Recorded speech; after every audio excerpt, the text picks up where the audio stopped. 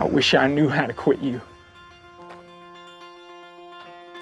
Then why don't you? You're listening to Codependent Content, the podcast where we discuss the TV shows, movies, books, and video games in which we share an unhealthy relationship. What comes after? Darkness. Well, if the robe fits. My name is Mattias. Join us as we try to unravel the characters, stories, and worlds that we are entangled with. Because just when we think we're done with content, it draws us back in. Hello, everyone. Welcome back to Codependent Content. My name is Mattias Marasigan. I'm joined today by... Hi, I'm Morgan Mayer. Hi, Morgan. Hey. And today we are talking about the finale of Season 3 of Foundation, Episode 10, titled The Darkness.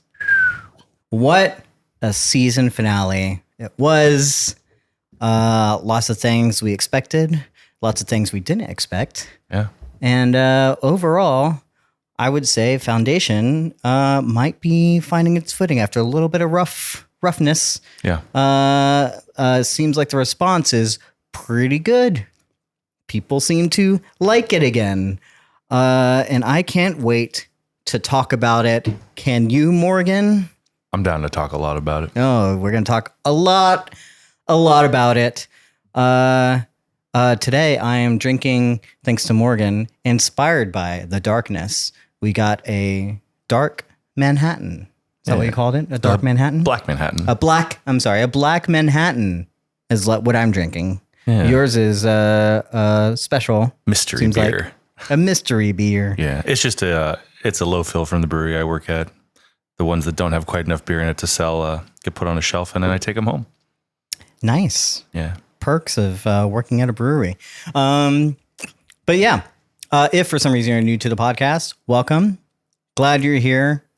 Again, we are talking about the season finale of Foundation. If for some reason this is the first time of you discovering us and you're like, what is this podcast about? Why do I keep seeing these guys on TikTok? What's going on? And you haven't seen Foundation. Hey, you should probably go watch the episode before coming back here. Definitely. Catch up on the season. Go watch all 10 episodes, binge them if you have to, and then come back here where we're going to talk about everything. It's at this point a spoiler zone. We will spoil everything up to the season finale. We can't spoil anything after the season finale. Or can we? I guess, who knows? Because we haven't read the books, so we don't know. And we refuse to read the books. We refuse to read. Because neither of us know how to read. The books. But yeah, that's where we're at. And just so you know, we're going to be speculating. We're going to be talking about things. The season's over, though. So pretty much at this point, there's not even much to spoil. You know, things have happened. Or I should say, spoil for future seasons. We just don't know. Right? Yeah. Right. But yeah, that's where we're at.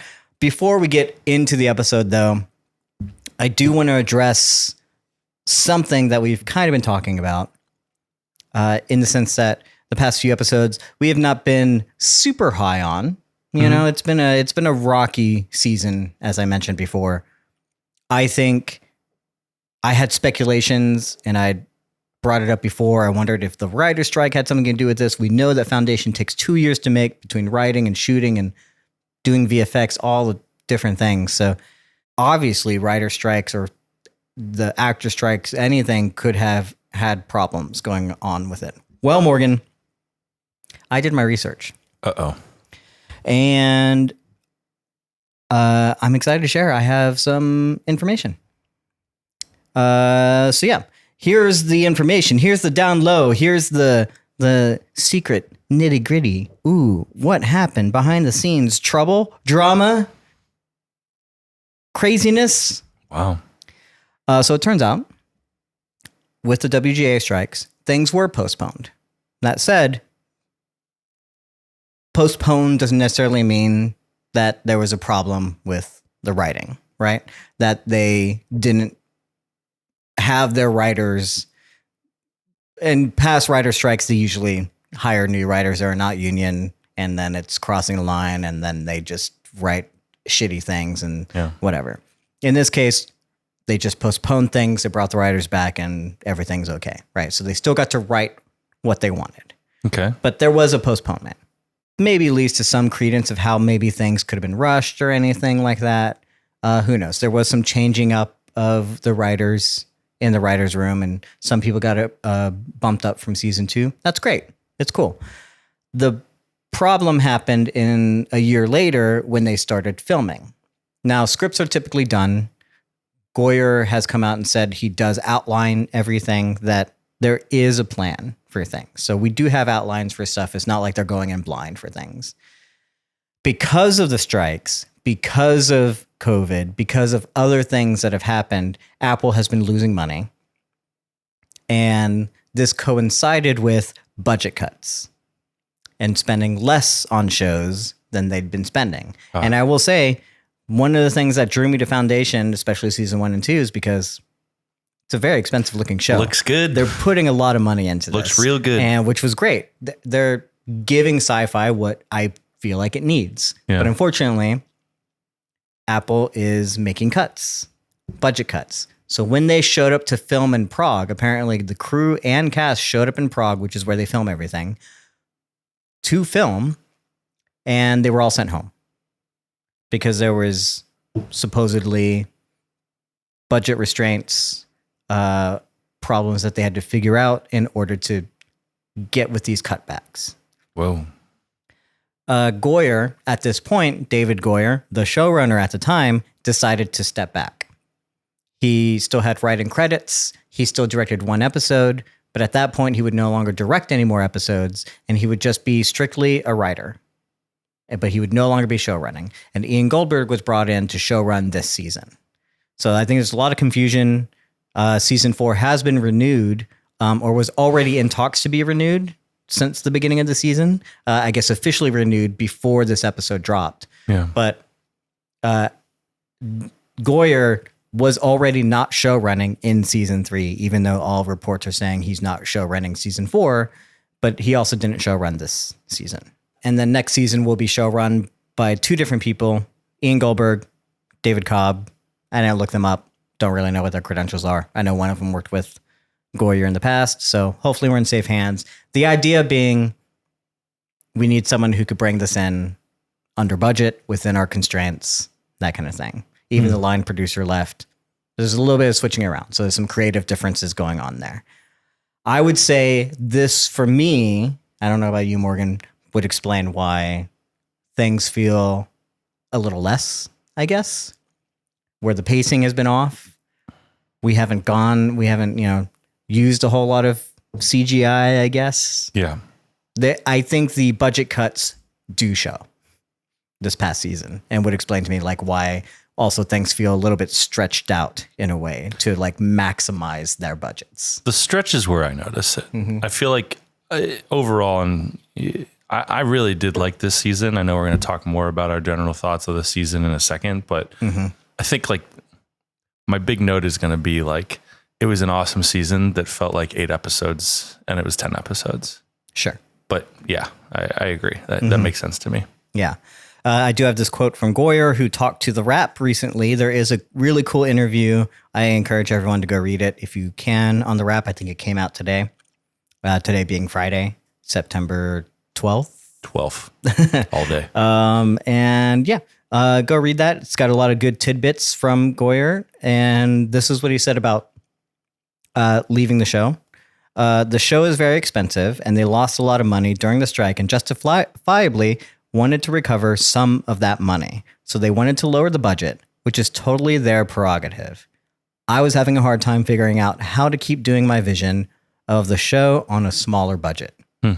So the reason he stepped back, he says, was because of this budget cuts, but also in the 6 years that he's been making the show, he just couldn't justify going to Prague anymore to be away from his kids and family. So there's also a little bit of that, right? Which makes sense. You know, if you live in the States, Los Angeles, so to speak, it's really hard to be gone for so long. Yeah. And apparently there's no direct flight. So he said, instead of waiting for like, say, a 3-day weekend where I could just go home, I have to wait for like a 9-day weekend because there's a lot of travel involved. That's tough. It's that makes a little bit of sense. He will not be coming back as showrunner. He has outlined stuff. He has not said it's out of the question for him to come back. But I do not know what his writing credits will be in terms of if he's in the writing rooms for season 4 or whatever. So that kind of sucks, you know? It does kind of suck to know that a lot of the things that he might have wanted to do probably couldn't be done because of these budget constraints. I'm a little disappointed. I don't know about you. Yeah, no, that's definitely a little bit of a bummer. He does say, again, he has outlined all the way into like season 8. Holy cow. He has also said, because we don't know, and there's always a chance, that there are off-ramps. If they wanted to end after season 4, you could. If you want to end after season 6, you could. And if you wanted to end after season 8, you could do that as well. Also, Apple TV can also end the show whenever they want. Yeah. Which is unfortunately a thing that happens all the time with TV shows. But yeah. Unfortunately, if they were to end after, say, season 4, which we are getting a season 4, which is great. Great news. As of yesterday. Yeah. I mean, they will start production in 2026. I think for all intents and purposes, we should expect that it's coming back. One thing he said, if we were to end at season 4, quote, we definitely won't get to the planned sort of end-to-end reveal, which had hinted at in season 1 with that Invictus ship and that word EXO that was scrawled in blood. We won't get to that, but it doesn't mean it won't be satisfying. So just a quick thing. We did one of our most talked about clips has been about this Invictus ship. What does it mean? What's going on there? They've been seeding this apparently since season 1, and that was the whole point. And that's great. I love it. But we might never get an answer to that. Yeah. I guess unless we read the books, which we refuse to do. Because we can't. If they end at season 4. So it's really cool that they do have an answer for that they've been seeding this and that there's a plan. But it's also unsatisfactory for me that we have all these questions and we're not going to get any answers. So yeah. Justice for Invictus. And not the Matt Damon movie.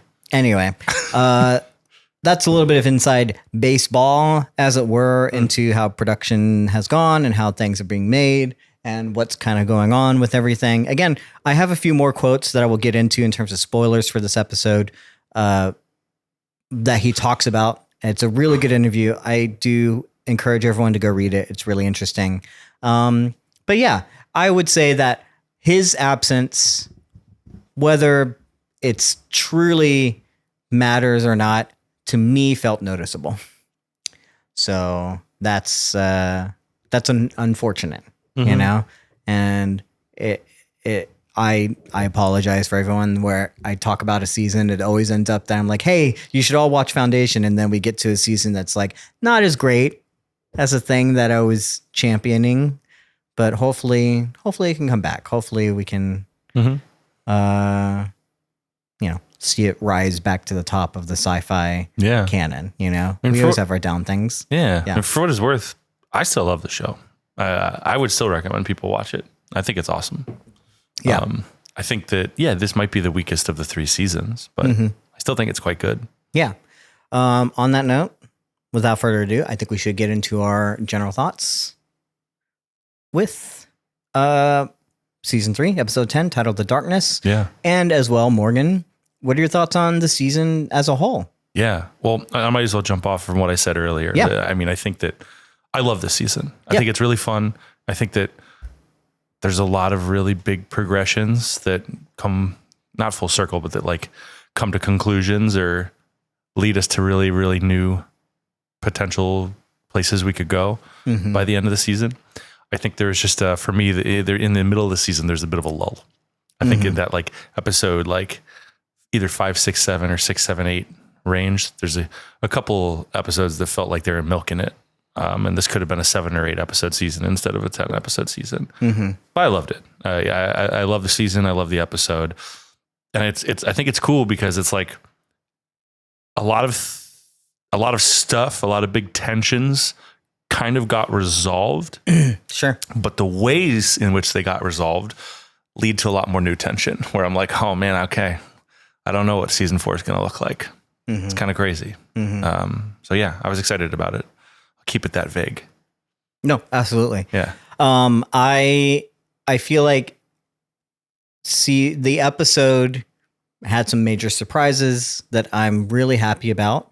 Definitely. Are you? Yeah. Subverted some expectations. No, I am. I know what you're thinking of. You sound very different from how you sounded last week. Well, what was revealed and the surprises that we'll get to, I feel like we're different than what even we expected. Because I wasn't wanting what we were talking about to happen, but they didn't do that. Yes. There was twists on the things that I thought was going to happen. Yes. And they did subvert expectations. They did subvert, even what other people expected from having read the books or whatever. We'll get to that. And I thought that was really cool. I think taking an adaptation is always going to be really hard, especially something that's 50 years old. And I think they're doing a really cool job of not only presenting us something new, something fresh, but keeping it new for people who are familiar with the story as well. Yeah. And also like helping to propel things into like a new era, right? Yeah. It's Foundation, but for 2025, not Foundation of 1950.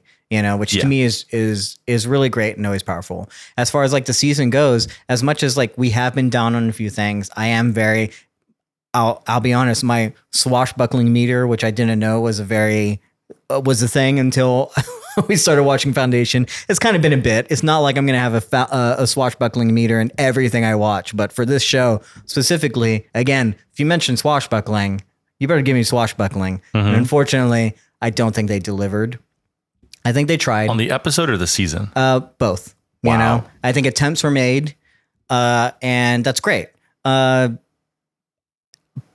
for me, and again, my point was we have had major good conversations about humanity, about robots, about being beholden to like directives and all this kind of stuff. We've had a lot of good conversations along the way, despite what's happened, which is the great thing about Foundation, which is why we come to the sci-fi thing overall. And on that, season 3 still managed to deliver something to analyze and to look at. I just think, unfortunately, Foundation needs to have a little bit more fun. I think a lot of our speculation, a lot of things that we came up with that were like my own harebrained theories were because it's like, oh, this would be so much fun if this is what they did. Yeah. I love the direction they're going, all this kind of stuff, but they never went that far. And maybe it's budget constraints. I don't know. I just felt like they just weren't having any fun. And it's like, if you're doing sci-fi, if you're doing this like action adventure kind of story, I love how heady Foundation can be. I love these sci-fi concepts, but man, just give me some fun, man. Give me some like swashbuckling, like really go there, I mean, we've talked about this before, but that's one of my favorite things about Red Rising, which was a sci-fi book that we talked about and one of my favorite sci-fi series, because not only does it present all these like new ideas, which is really cool, the characters have fun. The storyteller has fun in what they're doing. They really do challenge themselves. Pierce Brown specifically challenges himself to go there and to say like, you know what, whatever I thought this was, let me just swerve. Yeah. Let me just change it, And Foundation, I think, in essence, kind of played it a little bit too safe in some ways with this season overall. I think that, again, the twists were twisty and it was great. Yeah. I just wish we had more fun along the way. I'm like 80% with you. My only pushback, I think everything they gave Lee Pace this season was really fucking fun. And I thought Lee Pace was having so much fun with it. I think Stoner Day is awesome. I think the travel down into Mycogen, he does some swashbuckling. And then the new sense of purpose after the mushroom trip and all that. I'm like, he got a lot this season. I felt like his stuff was very fun. I feel like the stuff with not Foundation the show, Foundation the organization in the show. Sure. Yeah. Quite dry. I agree. Yeah. I feel like, I agree with you in other places, but I felt like every time Lee Pace was on screen, I was like, this is pretty sweet. That's interesting because I just felt like, I can see where you're coming from. I think just Lee Pace is just such a good actor Yeah. That he does bring a lot. He is an executive producer, as we found out, like on the show, as well as the lead actor. I feel like without Lee Pace, it's a hard show to sell. And we will get to that. I do have a quote about that from David S. Goyer, and we will get to that later on. But I just felt like they didn't give him enough. Yeah. There were a lot of scenes specifically with Day that I guess days were passing, but like this is just one like 10-minute scene stretched out over an entire episode. I'm just like confused on like the timeline. He kind of like at the beginning, the character is fun. I love this, as people have been mentioning, the brother dude of it all. Yeah. He's having a lot of fun playing this thing. But even then, it was like his climax, so to speak, if we look at his arc, it felt kind of truncated to me. It felt like fast paced. It didn't really feel, the turn to me didn't feel very, I guess, earned. Sure. I'm kind of getting ahead of myself about talking about Day stuff, but yeah, and to me, that's like, as much as I like that Lee Pace is having fun, and I like that the actors feel like that they're having fun. All the actors, I feel like a lot of them probably had a lot of fun. I would have had fun being on the set. It felt like a lot of like scenes that were like stretched out. This is, to me, also like, for some reason, half a season. It feels like almost, and even with David Goyer's comments that I mentioned before, where we could jump off after season 4, after season 6, after season 8. It seems like 2 seasons can be contained together. This and season 4 are part of one story. Mm-hmm. And it feels like a lot more could have happened. I don't know if this is. I know that the Mule showing up is like the second half of one book, and like all of book 3 that ends the trilogy. So maybe this is all second half of whatever season 2 was. So I don't know if I take it all as like one thing. Do I enjoy it more? I don't know. But it does feel just like cut off at the knees. It feels like the pacing was weird. And I'm like, I would have just liked more. I was like, you could have sped up some of these scenes and just given us more. And that's where, again, the budget cuts come in. So I guess they couldn't give us more. I don't know what more they had planned that they had to cut back on a lot of these things. Yeah. That's, for me, it's like, I can see the things being there. Like there's an arc and there's a thing, but I'm like, I don't know that I was on that same journey. Like I didn't know certain characters were turning or learning something until we were already there. We talk about it and we're like, things are going to happen. And then in the middle, when things should happen, it like happens really quickly. And then we're already at the aftermath of what happened. Mm-hmm. Does that make sense? Mm-hmm. Is that feeling? I feel like that's how I felt. And I'm like, yeah, they're having fun, but I don't know. I just wanted them to have more to do. Sure.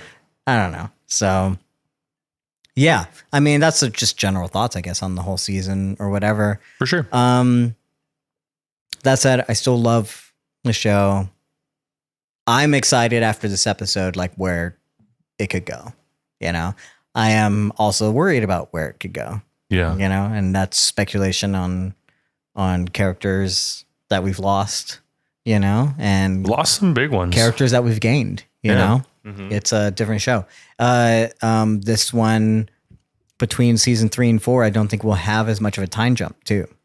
I don't think we can afford to. I don't know. I don't think we can. Yeah. I mean, what would that mean? There's still too much like immediate tension. Yeah. That needs to be dealt with. Yeah. Or whatever. Yeah, absolutely.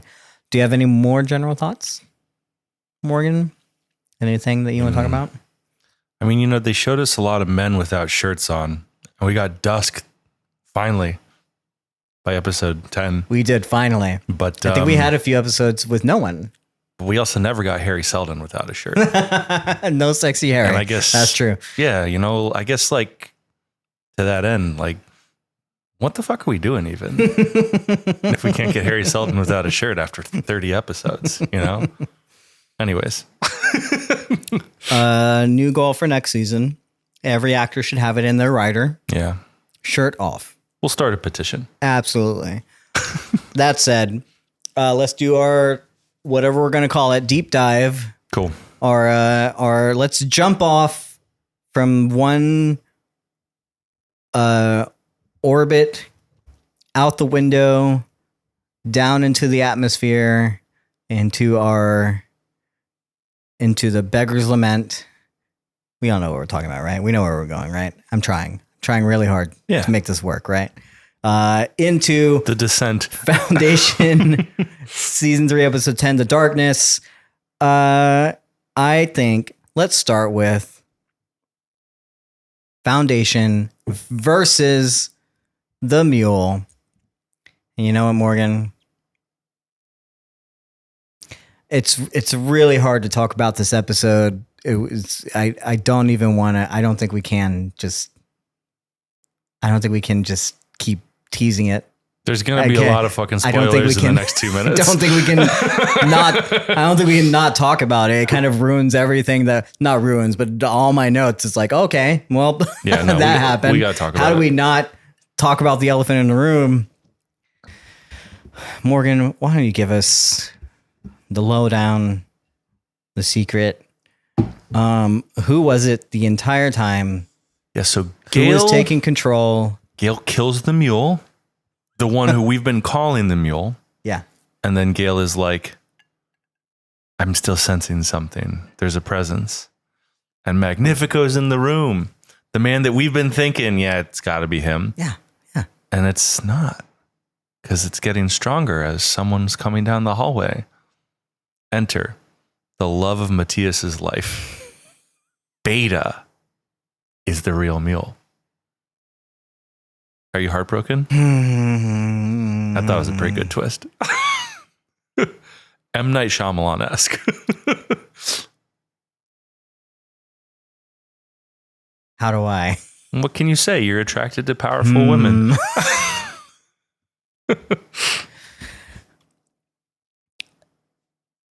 If Beta needs another follower, in the words of Beta to Dawn in the episode, do I bow? Do I get on my knees? In the words of Harry Selton later on, I will beg if I must. Yeah. Beta Mallow. I did not understand. I was unaware. I was fully, but you know what? Not disappointed. Not disappointed whatsoever. And also, here's what I'm going to say. Excuse me. Language incoming. If you're listening to this with your kids. Oh, God. I apologize. Earmuffs. Whatever. Hey, book readers. Fuck you. All you people in my fucking comments being like, oh no, Magnifico is the mule, and like, oh, the foundation sucks, and they're gonna do it, and then blah, blah, all the kind of stuff, and like, whatever. And you know what? Guess what? They decided not to do that. They decided all you people who try to spoil things for me the whole time, you lose. You failed. I deleted your comments anyway. I reported you. I blocked you. I did whatever I had to do to be like, hey, let's just have fun. Let's be on the journey. And guess what? It wasn't even him in the first place. It was always her. Yeah. I feel vindicated. Oh, interesting. You know? That this would be the reveal. Because I'm like, you know what? Even now, they can try and do something now. I mean, part of me wants to say I kind of called it too. Last week. It's a stretch. Last week, you sat me down and on the air, on the record, made me give a statistical likelihood of every character and whether or not they could actually be the real mule. Sure. Beta was my number 2 after Magnifico. Beta was... Yeah, I thought you're number 2, and we were talking about who is the sibling of the mule. I think the thing that would have pissed me off, or at least made me very disappointed, is that she was working with the mule the whole time, if she was a sibling. Yeah. Not that she was the mule, which changes things dramatically for me. Now, I'll give you that. The calling out of like her being like working with the mule, her being very like important to the mule's plan. Her wanting to go. I mean, I think I said her wanting to go and like on the mission with them. Yeah. Her immediately grabbing Magnifico. Yeah. Right. Her being like, hey, Empire. Oh, you're a good Empire or whatever. Like in the teaser for the 9th episode or whatever, the refresher, I was kind of like, ooh, this would be crazy. No way I saw it coming, but I was like, right. It's not inconceivable. Yes. I will say I definitely didn't see it coming. I think like even had I thought that there was a possibility of her being a sibling, being the actual Mule was not on my bingo card. Yeah. That's wildly off, you know? And as we said before, almost only counts in horseshoes and hand grenades, Morgan, but I will give you that.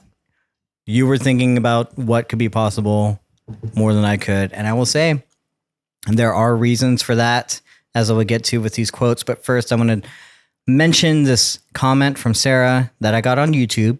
Hey, you can go to YouTube, comment on the YouTube video. It's a very great place. Who uses email anymore? Just comment on YouTube. For sure.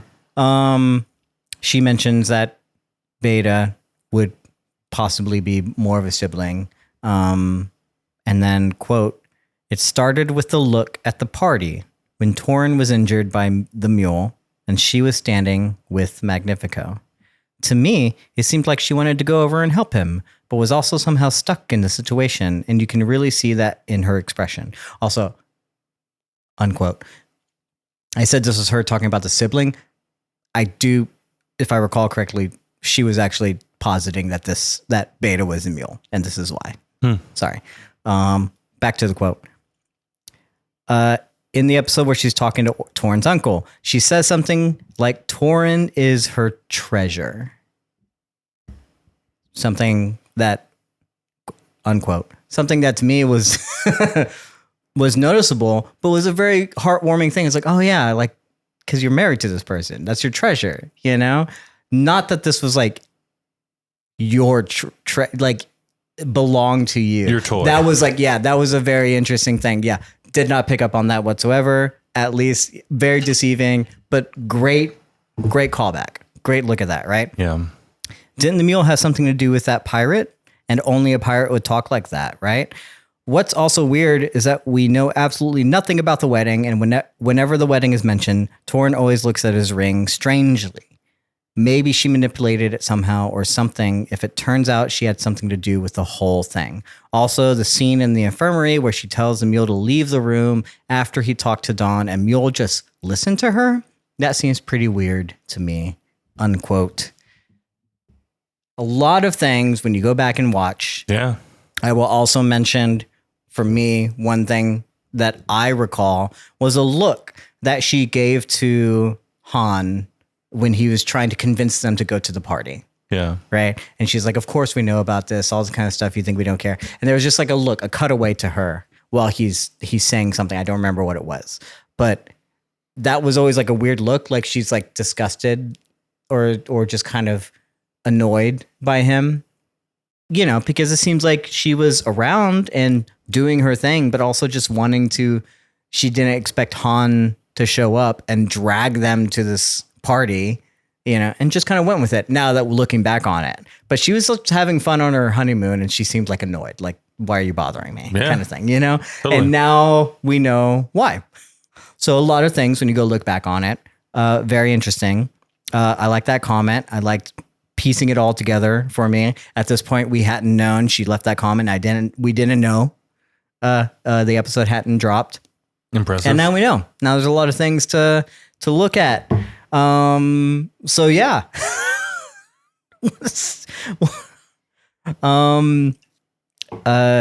I will say good on them. Applause worthy, you know? For sure. Way to go. While we're on the subject, why don't I just read this quote about the entire twist, and then we'll get into like foundation and stuff, right? Sure. This is, again, David Goyer talking to the Wrap, and this is a quote. So we've got book readers who watch our show, and we've got non-book readers. And the one thing that I started to think about was, well, if we do the twist exactly as the book, how much of the twist is that going to be, even for non-book readers? Then I also started to think about, hypothetically, if it weren't Magnifico, I think I have an idea to make it Beta because of all the other potential characters out there. I thought that she would be the least likely for the audience to suspect. Even though we've come a long way from the 1950s in terms of equality for women, I think people still tend to underestimate women. Correct. Absolutely. I think that reasoning, the more of a rug pull it would be. Beta was smart enough to know that she needed a big hulking villain to be her red herring, to be her straw man. Yeah, and I have more about the Mule, but I want to talk about that, or the Mule. So yeah, super cool, super great twist. Here we are. Amazing. We can talk about it a little bit more. Yeah. I don't know. How are you feeling? I mean, I loved that twist. It was great.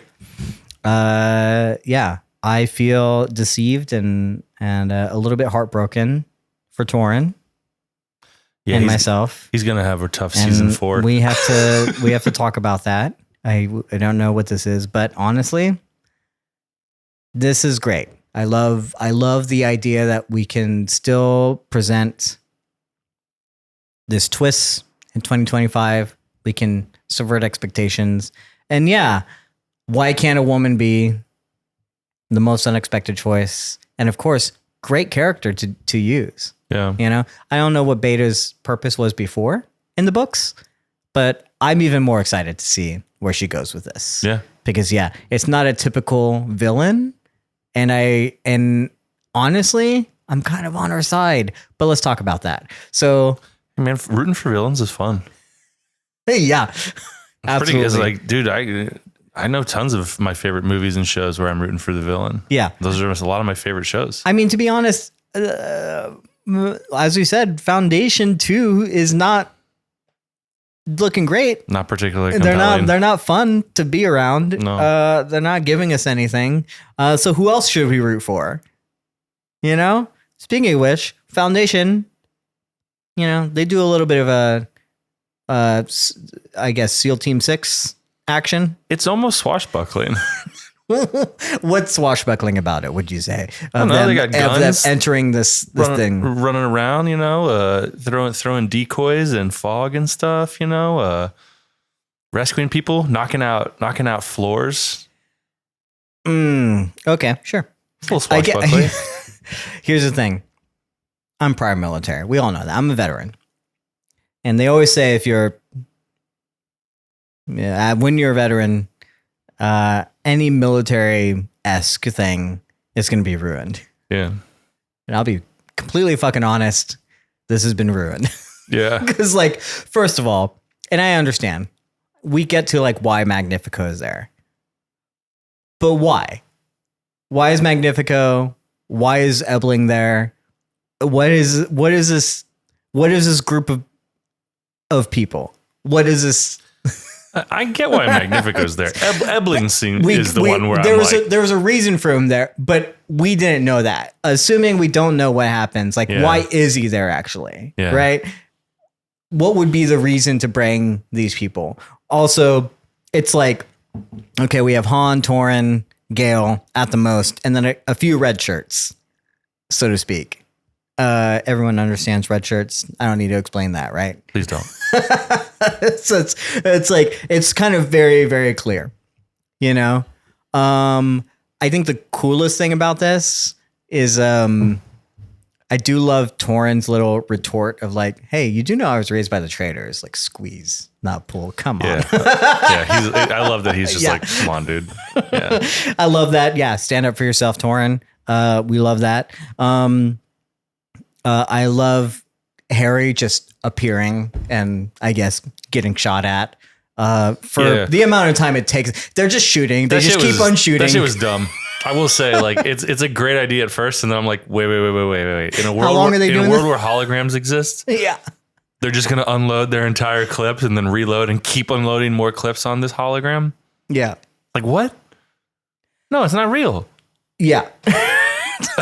At what point do you figure it out?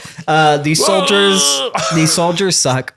Gale and her team, they're very like at the ready, which is I guess like cool visual, but like they're also hiding their place. So like why? Yeah. Like, do you trust your mental powers or not? Like, what's going on here? Like, why are we at the ready so much? I'm so lost. The tactical explanation of this it's so weird. I wrote down, she reminds us the quote from earlier, the assassination is the failure of spycraft line, which I'm like, yeah, great callback. I love that, a little banter, but please, someone tell me what spycraft has been happening the past 5 episodes since that quote. Have we even tried spycraft?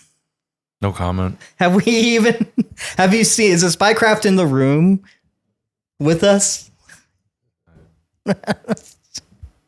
It's like we jumped a few steps, I don't know. I'm just completely lost. This is all kind of happening. This also, by the way, opens with like the most, I'm going to say this with as much respect as I can. Oh God. The most young adult book fucking narration that I've ever fucking heard. Oh, which is like, Gale? I was always counting primes, but when I wasn't counting primes, And or the when I was thing. really building a fortress of all the people that came before. I'm like, what book, what young adult fucking book did they pull this from? Yeah. Like, I've always been It's doing Ender's this. Game. Yeah, for sure. No, Ender's Game was much better than this. Maybe, I'll tell you yeah. what, here's the thing. I say again with as much respect to the fact that like I love young adult adaptations, and I especially love like bad ones. Like I don't have a problem like when a young adult adaptation is like good, it's good. Even the bad ones can be like good because it's supposed to be for young adults. I think all books are secretly written for this audience. And here, though, this is the worst kind. Yeah. This is worse than bad. This narration. I didn't like it either. It's like really weird for me because I'm like, narration like that. I'm not saying this in contrast to your comments about it being young adulty. I agree with you. I'm saying, and also, I think it's so weird to do it like 7 minutes into the episode where we've already done like some business with Dusk. It started the episode. Oh, no, you're right. It did start with Dusk. It's not. If it starts the You're episode, right. then I'm You're like, right. cool, okay. It does feel YA still, but it's like taking us into this like moment. Mm-hmm. But it's so fucking weird to come like, or it could be the outro, right? It's like, okay, the episode's resolved and then we hear Gale framing it for us, right? But it's such a strange moment where they chose to put it. I was like, Or at least when it matters. yeah, right. Or yeah, exactly. But that was the other thing about it that I was just like, does anyone else hear this right now? Like I'm getting moralized at Because because when 8 minutes into the episode. Yeah, when it comes later on, when we're in this quote unquote fortress of her mind. Yeah. Is like, oh, are we supposed to be thinking about like all the people that are there, like fortifying her mind? But they don't. Is it supposed to be like Harry Potter with like his family shows up and helps him against Voldemort when he died? Like at that, is that what it was supposed to be? But like they don't. think It's so weird. But again, then it should be like at the last 7 minutes of the episode, not Yeah. the first 7. Also, this is a really small thing. But I mean, okay, we've already cat's out of the bag. Morgan doesn't really care for Gale that much. I've said it a couple of times, but there's also a moment in that sequence of the voiceover / kind of flashy backy stuff where she sees her fight with the mule again, and she just looks like she's trying to take a nap. It's so weird. I was like, what's going on? She's supposed to be locked in Mortal Kombat, and Gale looks like she's just trying to doze off. I was like, what is happening? I didn't get it. Because she has to feel like she's drowning for something. I don't know. But I'm not talking about like the later stuff when like she's trying to concentrate in the water world with the mule. I mean, in the fiery hellscape that we learn is the library, the shot we've seen over and over again. Yeah. She looks like she's trying to take a nap. Anyways, I'm sure Mattias will find the clip. Here we are. But yeah. This is why we're starting with the foundation first, because I can honestly, as much as like, I'm sorry guys, I'm sorry. I love this show, but they are not they're not doing great with the foundation stuff. They're not making it fun or exciting or actually like worth anything. None of this makes any sense whatsoever. It feels like no one cares about sci-fi at all when it comes to this stuff. I'm like, have you not seen like a sci-fi thing? Come on, guys. Okay. We do take a little bit of a side thing while they're roaming around this ship where all the people are, I guess, just still shooting at Harry this entire time. They're gonna fucking kill this hologram one day. If it's not the 6th clip, it's the 7th clip that's gonna do it eventually. I just love the idea that there's this universe where all Imperial troops have just been commanded to unload all ammo on holograms until they're gone. It's literally like a dog and a squirrel. It's just hologram. But it's so crazy. We catch up with Dawn, we catch up with Beta, and she's like, "Oh, maybe the thing works." Of course, she knows at this point. Maybe the door's open. Oh, and there's no guards. Yeah, because she controls all of them. She's a fucking mule. Yeah, but it was great. But she goes and she tries to take Dawn. She just had that one line to her. She's just like, "Oh, it sounds like cheap boots." I love that. I was like, "Whoa, dude!" I was in. I was like, "That's such a Beta thing to do." I was like, "Yeah." At this point, I was like, not even. I was like, I mean, honestly, when she said it, I laughed. I laughed, but then I was like, "What are you trying to prove?" I was like, they're doing the best they can. Okay, not everybody's a fucking multi-trillionaire influencer / the mule, but yeah, I was like, "What the fuck?" I need a Beta in my life. But yeah, she goes and tries to take Dawn, which might be, I guess, presentation or performance. You know, it's not really. She's by the way, we should figure out what Beta's class is now that we know. Sorcerer. Okay, sure. Fucking. Are sorcerers like telepaths-ish? I mean, I don't know. Do they do? In the side note, Necromancers. What's a necromancer? What is that? I mean, necromancers are typically either wizards or sorcerers. So it's a subclass. Yeah. That's what I'm saying. Yeah. It's one of those, right? But but there's not a ton of mind control stuff in D&D. Well, as player characters, that's what I'm saying. What's the bad guys that they do? Mind flayers. Mind flayers, but they're not. They do a class. No, they're alien. They're a monster. Sure. Yeah, she's a mind flayer. Yeah, she's either a mind flayer or like you could make an argument. She's a form of a succubus, right? Sure. With her influence and how she's able to like manipulate and then kiss you and then have you do whatever you want to do. You could say, or like there's also in D&D there's like beholders. Yeah. Usually represented as big, globular, ugly monsters with a big eye or a bunch of eyes, but they also are very good at imposing their will on other people. Mm-hmm. But yeah, in D&D in general, the whole like mind control thing tends to be a feature of NPCs or monsters and not so much player characters. But she's a fucking badass, that's for sure. She could be any of them. Yeah. So she tries to take up Dawn, and Dawn's like, no, I can't do it, which is clear. And then he's like, no, I really fucking can't. He freaks out. He's like, my legs. I mean, fine, fair enough. He's doing his best, right? Yeah. Again, wasted potential of a character. I don't know why he's here, but I love Cassian and I love Dawn, and I'm glad he's still around. But he does say, like, this is not a bad place to have a last stand. Although he's not standing. Oops, sorry. Wow, dude. Bro, kick a man while he's down, why don't you? Do we feel bad for the fucking Galactic Empire now? Do we really feel bad for him? Oh, poor Empire. He's helping. His legs hurt. He seems like he's on the good side. He's definitely not going to be on Dusk's side, right? So, I mean, I don't know what to think of this. We're going to get back to this later, but it's not going to be the first time that I mentioned, like, Dawn, we don't see him again. Is it? That's it. No more Cassian, Dawn's no more there. Dawn. That's his send-off for the season. Weird, I guess, to me.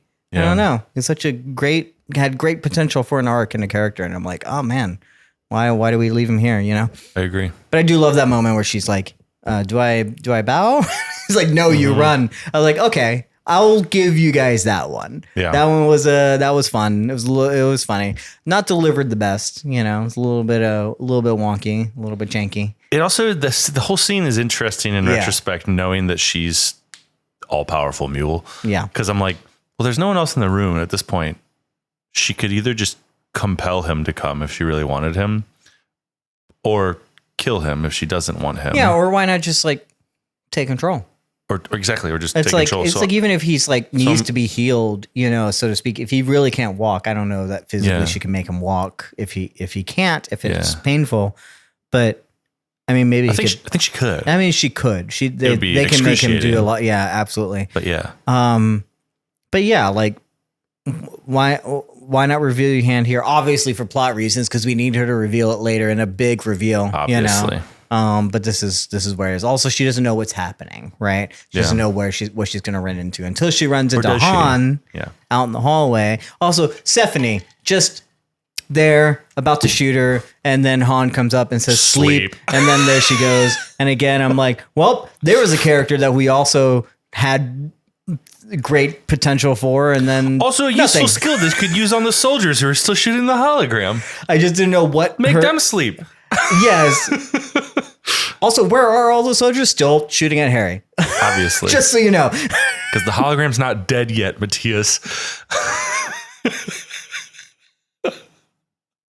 Where is everyone? Empire soldiers hate holograms. I'm a little disappointed. Stephanie shows up and we like, what is her deal with the mule? And I was like, she's not under control of the mule, but she's also here like helping, but also like, what is her conflict going to be when she runs into Han, and how's that going to happen? And no, we don't do anything with it. She never had lines. I'm just so weird. And she had some lines. She had some cool lines. She had a cool walk away that one time. Also, did he ever get his necklace back? Someone tell me. She had like 2 lines. They like teased her as being something and then never actually wrote her anything. They could have done a lot with her. Felt like we could have done a lot more. But that's, I don't know. That's just me. We're getting the bad stuff Stephanie out of was the way. wasted. Everyone in this episode, if they go down and they get knocked out, they go down like chumps. Literally everyone. Wait, I'm not going to say what? Literally everyone except for one person in this entire episode go down like fucking chumps. Really? So easy, so quickly. Is that true? I think so. Well, I guess it depends. I just didn't know I guess this. it depends on like what your definition of a chump is. I mean, Dusk doesn't go down like a chump. Well, he doesn't go down. Yeah, that's what I mean. I'm saying the ones that do go down. Day doesn't really go down. Oh, he like goes a down chump. like a fucking chump. Really? How did he not expect Dusk to shoot him? But he still kind of fights and sticks it with it, kind of. Demerzel doesn't go down like a chump. No. I said the one person. Okay. One person that was. He just for Demerzel. sure doesn't go down like a chump. I think everyone else goes down like a chump. Okay, wait, I'm racking my brain here, thinking of the others. Okay. Well, let's cut to Gale? it. Torn goes down like a chump. Han? Gale goes down like a chump. Fucking the other red shirt with the red hair goes down like a chump. Yeah. You know who actually? No, the you're mule. definitely wrong. The mule goes down like a chump. Stephanie goes down like a chump. Okay, there's one you're forgetting. The Harry Seldon hologram does not go down like a chump. That's my secret, Cap. I'm always a chump. Hell yeah. Got him. Okay, so I'm gonna open this beer. Do you want to open the other beer? Please, yeah, please. Crack it. That is like a landlord fucking... No, not a landlord. What am I trying to say? You look like you're like a jailer. A jailer. Yeah, I actually like that. That's like I'm hell yeah. The reason I'm so into swashbuckling is 2003 fucking Pirates of the Caribbean was like my favorite movie for like a long time. It's a fucking awesome movie. I love that movie. And also Zorro, I think I've mentioned, is like my favorite book. Not as good of a movie. And I think it's like the most like swashbuckling. No. The Banderas? The first one with Banderas and Anthony Hopkins. And Anthony Hopkins, yeah. Legit like a good movie. Oh, okay. Go back and rewatch it. I'll be honest. I'm not saying it's bad. Yeah. Did not make an impression, but the last time I saw it was probably over 20 years ago. Yeah. So go back and rewatch it. I will rewatch. Really good. There's one shot in there that I'm gonna cut all this out. There's one shot in there I think is legitimately. I'm gonna have to talk about this eventually on like the YouTube channel. Legitimately like the best shot of all of cinema. I don't know how they did it, but it's the moment where he pulls out his sword. It's like near the climax, and he does this thing like in front of the camera, and like the sword just does this thing, and like the light just bounces off it and just goes all the way across. So you know what I'm talking about. Just runs down the sword. Yeah. Yeah. I know. I know. How the do shot. you do that? Like, how do you like plan that and do whatever? Like, it's like the most perfect like fucking shot. Yeah. I'm like, that's swashbuckling. That is legit. Like just the essence of whatever Antonio Banderas is doing in that. And again, I think the book is really good. You can't cut this. This is too good. I mean, people don't know about this book by Isabel Allende. Okay. I think it was written in Spanish. They wanted a novel of a novelization of Zorro, and she was a Spanish author, and she writes really good things. So they approached her, the estate or whatever it is that runs Zorro, to write a novelization because there had never been a novelization of Zorro. So she wrote it, and I read it in English, but I think it was originally written completely in Spanish. And I think that's great. And when I read it, I was like, okay, what's this thing? I was in Germany, and I was just looking at this like small section of books that were in English, and I didn't read German, right? But I was at a bookstore. I wanted to find a book, and I saw Zorro. I was like, oh, that's weird. I know Zorro, but I didn't know there was a book. And I was like, I didn't know any of these others, right? So I was like, why don't I just read something that I'm familiar with, right? Again, I was not expecting how much fun I would have with that book. Awesome. It's like a really good, like it follows Diego de la Vega all the way from like his childhood up until like becoming Zorro. And it's which is the Anthony Hopkins version is the Diego de la Vega. And it's just a really good like look at that time period and like where like why Zorro like matters, you know, this like Robin Hood-esque like kind of character. Yeah. And it's so interesting like how he kind of got, it's almost like a superhero, but not like they show like how he got like his powers, so to speak, you know, like everything that made him like who he is. And it's just a fun adventure book. And I think the movie, by Martin, what's his name, does a really good job, at least that first movie. Is Zorro canonically Central American, South American? Mexican. It's specifically Mexican? I believe so. Cool. Yeah. Fuck. Okay. I believe so. I feel like we're due for a remake. I want to say maybe Spaniard. Because it's like around the time when they're coming over. Banderas movie was like, that came out, I want to say in like early 2000s or late 90s probably. Yeah. I guess it's like that's like from 2003 or 2002. It was 20 years ago. 2005. 2005 was The Legend of Zorro. Okay. The Mask of Zorro is 1998. 98. Fuck. Yeah. Okay. But it was directed by Martin Campbell. So Martin Campbell is like this weird fucking, we don't give him enough credit for the kind of franchises that he just kind of started. Martin Campbell did The Mask of Zorro. He did GoldenEye. Fuck yeah. The first Pierce Brosnan, James Bond. And he's the one that did Casino Royale. Oh, great. I love all these movies. These are like really good movies that have like these weird twists. So he's just really good at making these like, kinds of things. They're really good like blockbuster action movies. Yeah. And I feel like they have substance. And they also like really define like the character and the era that they're in. Yeah, dude, that's actually so fascinating that the same person invented the Pierce Brosnan era of Bond as well as the Daniel Craig era of Bond, because they're so different. It's just very virtuosic to me. That he can be like, cool, we're just gonna do Bond differently now. Yeah, that's very cool. Yeah, and I know that they're doing Denis Villeneuve coming back for Bond. Okay, for the new one. We don't know who Bond is, but he's apparently tapped to direct the new Bond. I'm surprised they didn't. My point was, I'm surprised they didn't just bring back Martin Campbell for at least one last hurrah. I was like, if we're gonna reboot Bond again, why not? You know, he's already done it twice. Can't go wrong. Like a third time. Yeah. But neither here nor there. We're talking about Foundation. Where were we? What? So yes, she puts Han to sleep, or whatever the fuck she does, puts her under control, and then he says the mule is close, and that was my first clue. I was like, fuck. No. Okay. Wait a second. Yeah. So they I don't know. They go through the Inver's bathroom. Tactically, yeah, there's smoke bombs and a little bit of stuff going on here. Not great. C4 or Not something. great. The mule just shoots one in the head immediately. Sorry, barely knew you. Whatever. Yeah. Red shirt. Also, sometimes the mule can kill people with mind control. Sometimes he just uses guns. What is? I didn't. While drinking whiskey, which, arguably badass as fuck. Very not arguable. I think just objectively badass as fuck. It's like a stiff fucking pour too, dude. Watch it. The first time he sips it, it's like 5 fingers. I was like, Jesus Christ, bro. He's like 4.5 shots Did he know? to the Did dome. he know he was dying? He was like, this is my final drink. I didn't, if I'm being honest. No. I'll be honest. By the end of this, I'm going to jump ahead. Okay, I don't have much else to say about Foundation. We need more of this pirate. Despite him not being the mule, we're not going to get it. I wanted to know more about this guy. He's real dead. I will say to your point, I don't have too much to say. Well, we don't know. I will say.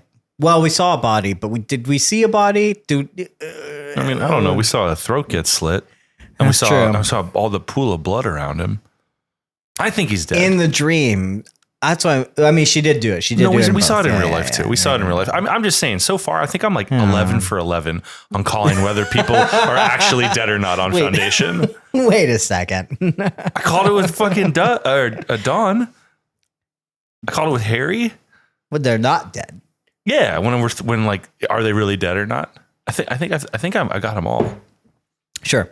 But I think the thing that sucks now is I'm like, okay, so I think the mule is dead. I think we're supposed to think he is. Like they showed us a body, blood, all that. But now I'm like, well, what the fuck was his deal then? If the backstory is actually Beta's backstory or a story that she planted in his mind, where did he come from? What's his deal? Where did because he has some powers, right? I don't think that Beta can take a Joe Schmo nobody and give them. I actually do have telepathic powers. No, but I do have an answer for that. Can she? Oh. Yes. You talked to Beta? That's the answer. It's not his own powers. I'm disappointed to say. I do think he was the pirate she went to live with. Yeah. When they went to piracy, and so to speak. I think let's just talk about it. The main thing is everyone else went out like chumps. And then also I still don't understand Gail's power or the fortress thing. It happened. I don't know how she can disappear in her dream and also disappear in real life. I don't know what's going on. I guess she's in his head at the same time and managed to get out from his grasp to be able to slit his throat in both real life and the mind palace thing. It's impressive. I don't understand it. I really don't. I'm really annoyed because, again, powery stuff, telepathic. Can we set some rules? Someone set a rule and stick to it, please. I'm actually really disappointed. Pillow as Beck, as much as he's not the mule and he's doing a very villainous type of role, he's being what he has to be, a typical bad guy. I loved it. I loved his performance. I thought it was great. I knew this reveal was coming, but I wanted it to be a reveal and now there's 2 of them kind of thing. Not a reveal and we just get rid of one and for another. And so I'm a little disappointed that we lost him because I felt like he had so much potential to still wreak havoc on our characters, to become this weird thing of chaos, because he really did a good job. He did all the work. I agree. For Beta. Not to say that Beta didn't do anything. He did a lot of work. A lot of good stuff for her when she wasn't around, That's a very good person to have on your side. And now even more interesting now that we know he's not the mule, as far as character depth and where is he from and what was his deal and why was he able, what was he wanting before, Is he in despair at all, or is he enjoying his life now? That he's getting everything that he wanted? I don't know. Or did he even really want it for himself? Yeah, or was that want part of the compulsion? I don't know. Yeah, of all the deaths, I like honestly, I don't mind a lot of the deaths that happened this episode, but this is one where I'm like, man, subverted some expectations, sure, but so much potential. He's just on the cutting room floor, right? I only have a problem with one death this episode, and Sure. we haven't gotten to it yet. Sure, yeah. So yeah, when it is revealed that it's Beta, this is what we'll say of the Mule. Pillow S. Beck, rest in peace. We don't know his real name, actually, do we? It's just the Mule. No, he's always been the Mule. Yeah. Totally. Quote from David Goyer. He's been conditioned, and she, Beta, sort of given him a little of her power, and he thinks that backstory is his. In episode 8, when she says, maybe you should leave, he leaves, but he doesn't leave because he's scared of her. I would argue he's not even sure exactly why he leaves. Yeah. Unquote. I have pushback. If you think that explains it, I don't think it does. I think if the creator says that she has given him a little bit of her power, that he doesn't have powers himself, but she was able to give it to him. What about the first fucking scene of the season? She was on the planet. And she can give him a little bit, and that causes him to make the army fight each other and the ships shoot each other down. And then that dude bite his own finger off and then kill himself. That's only a little bit of her power. Yeah. I don't get that. Listen, If that's a little bit of her power, then Yeah. how the fuck does she not just literally control everything immediately? she has to be somewhere else in that article that's mentioned that she does. It's a question of like how close she has to be, and it has to be within a few miles, right? She has to be nearby. She's pretty close. And I will say a lot of times when he does use his powers, she is nearby. She's at least, we don't know where she was on that planet. Yeah. I'm forgetting the name right now. I almost just said Trantor. It's not Trantor. It's not. It's the casino planet. It's the casino planet. right? Yes. That's But like the cusp between Empire Yeah. and Foundation. Yeah. we know she and Torin were on that planet. Calgan. Sorry. We know that they were on that planet. And presumably pretty close to whatever the Mule was fucking doing because they are like close enough. Ship was directly above him, right? Right. So Yeah. she's at least within a few miles. So when he does use the power, and we know that Maggie also helps to extend that in some way. Right. So I think I was trying to think about it like anytime that he used his powers, she was potentially nearby every single time. Sure. And so proximity matters. It's not like she's doing it from planets away, right? And then when he's just under control and they're different parts away and Maggie's not even there, he never actually like uses the powers, but she is close by whenever he eventually does. Sure. So I would say like there's, to your point, there's a little bit of a hand wavy. Well, the writer said so. The plot calls for it kind of thing, you know, for him to have these things, whatever.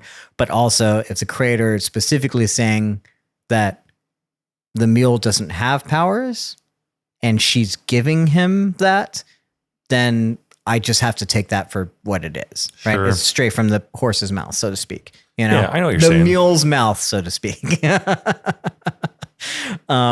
So it's kind of, it's a little hand wavy, but it is there.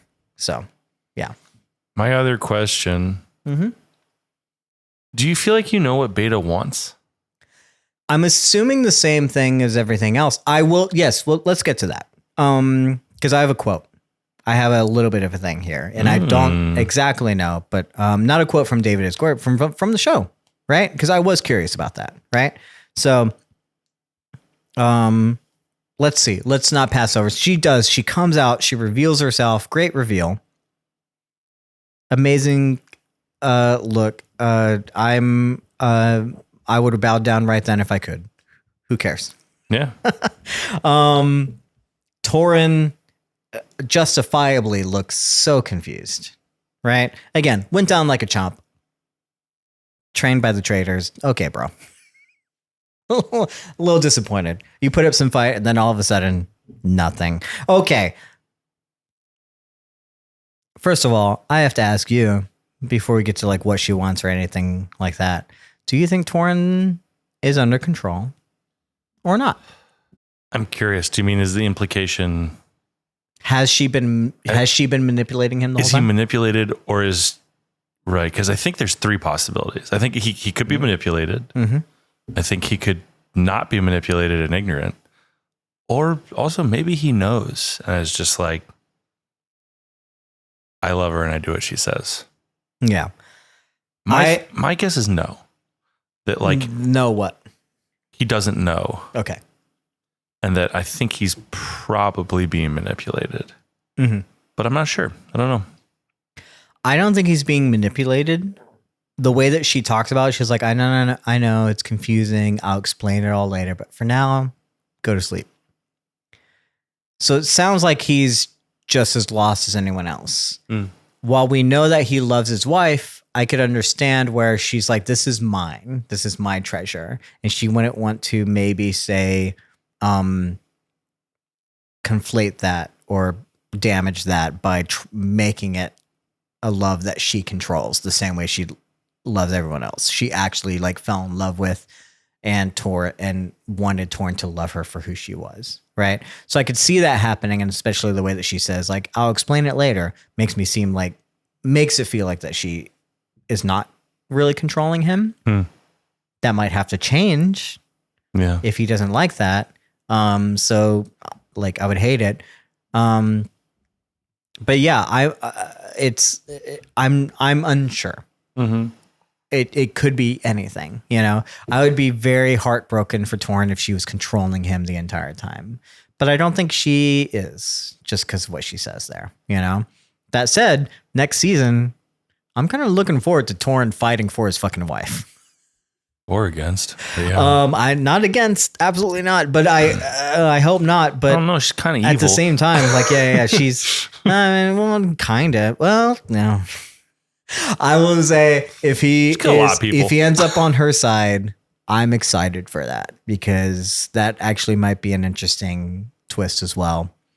I don't know what Torrin's whole arc is in the books or whatever, but I'm loving this as much as I still love this couple and I want the love to be true and I want it to be there. And I hope that changes things for how the future goes. But yeah, speaking of which, is she a bad person? What's going on? We get this idea of like Han and her. They're like, hey, just come on over, Gale. The water's fine. You know, I've never known a love like this. And what does Han say? He's like, Gale, if you come over, we'll have done more in 1 year we've done more in 1 year than psychohistory could do in hundreds. The Mule, Beta, wants the exact same thing as Foundation too. They're just achieving it in a different way. And also means. With power. If we assume that Beta wants the same thing that the Mule wanted, which was power, military might to control the entire galaxy with an iron fist, so to speak. And we know where she kind of comes from. She's like, I help people rise. I help people, you know, she's like, I am the person, I'm bringing myself up from whatever my beginnings were, climbing the ladder. I just want to be at the top. That's what she wants. And they are. Have they not? I'll be honest, I can't disagree with Han. Is she not accomplishing exactly what Gale has been trying to accomplish for hundreds of years? To get rid of Empire, to take over the galaxy, to get us through this darkness, so to speak. I mean, yeah, not a great way to go about it, but Han's not wrong. There's definitely a do the ends justify the means conversation. Yeah. Because like maybe, I don't know if Han is capable of thinking clearly in that Sure. moment. No, he says, I am thinking for myself, Morgan. Of course he said that. He did. And we should Yeah. always believe exactly what people say. But I think that, I don't know, man. Beda's killed a lot of people. Caught a lot of... The mules killed a lot of people. Beta's been partying. I don't think the mule had a lot of agency. Sure. In retrospect. Yeah. And I'm like, I don't know. I'm pretty distrustful of that. Yeah. It might be effective in the utilitarian sense. I mean, but Harry also, like, I don't essentially has also inadvertently killed probably a lot of people. A lot of Inadvertently. people have died Inadvertently. because of Foundation, because of Empire, because of a whole lot of things that have to come to pass. But it's still inadvertent. Sure. Beta is killing people. Sure. If they just gave her what she wanted, though. Right. I mean, geez, it's so super simple. Yeah, I don't know. It's such an interesting turn of events, because I guess mentally and emotionally agree with you. Like, killing bad, humanity good. Let's not just do this. But at the same time, we're talking about like a macro level. What does humanity need to go through in order to get through this darkness? If we're supposed to believe stock of history and do whatever. And like, these guys have been floundering around for 2 seasons, and Foundation like can't even get their fucking shit together. 2 seasons over the course of hundreds of years. 2 different foundations are Hundreds of are years. having fucking trouble figuring it the fuck out. And this person comes along and just says, fine, I'll do it myself. In the same way that like Thanos had a point, I'm having a hard time not seeing that point. Yeah, no, you don't have You to know? fight with food if you just kill half the people in existence. Like, all of a sudden these resources, they don't seem as dried up. if, everything's different from a certain point of view, right? I just don't know. Like, they haven't done the due diligence to make me care enough about humanity, Yeah. And now at the end of the day, like, the humanity that I thought I was rooting for was Beta and Tauren. And now I'm like, okay, well, now I'm like, they are the bad guys. So where's the humanity that I was rooting for? Because it's not Foundation. Because I don't see what their deal is. I'm not seeing anyone on there that's like, they're non-human, So I don't know. It's so crazy to me. I'm just having trouble, I guess, like really connecting with it. Who our heroes are going to be, who we're supposed to be rooting for. Yeah. Mm-hmm. And if it's Tauren against Beta, that's interesting. That would be interesting. I agree. I'm here for that. As long as he doesn't just keep going down like a chump, though. It's like, we stuck him with that like dress thing. This whole season, great look, and he's like, yeah, I'm a traitor. I can fucking shoot and I can do a thing. And then suddenly, like, I think literally it's a backslap, which I'm not going to use the colloquial term, but you know what I'm saying? He gets, and then he's gone. He's like out cold for the rest of the fight. I'm just like, what? Yeah. We got to teach Tauren to fight, please, someone. I'm completely lost. I mean, he's going to have to learn. Yeah. So there's that. Magnifico. They try and turn Gale. Magnifico does his balladeer things. In the subtitles, it says the balladeer plays off key. So something's different here. Wouldn't have known that if you hadn't had subtitles on, right? Or closed captioning, I guess, right? You learn after like a couple moments because Beta's a little like, this isn't going this the way isn't I my planned. tune. This isn't right. So the reason to bring Magnifico is because they, quote unquote, what did they say? We ruined your balladeer. We contaminated your balladeer. Yeah, and there's something like he plays our song now or something. So off screen, they took control of Magnifico.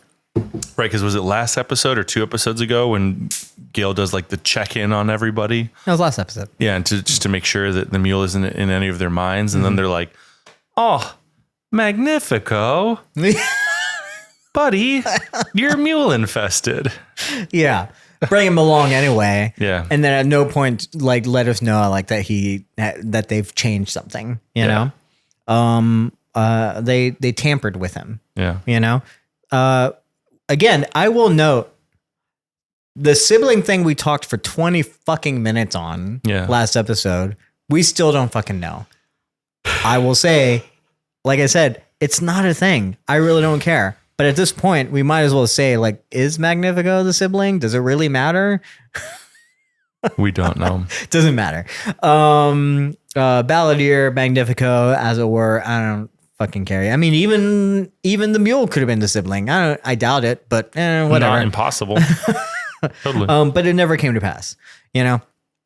But yeah, what happens then? I don't know, because Gale just leaves. She did the thing that she assumed was going to happen, that she had a backup plan, but then just fucked off. Yeah, she like punches open a window and jumps out on like a hoverboard thing and has someone in a ship ready to scoop her. Here's the thing.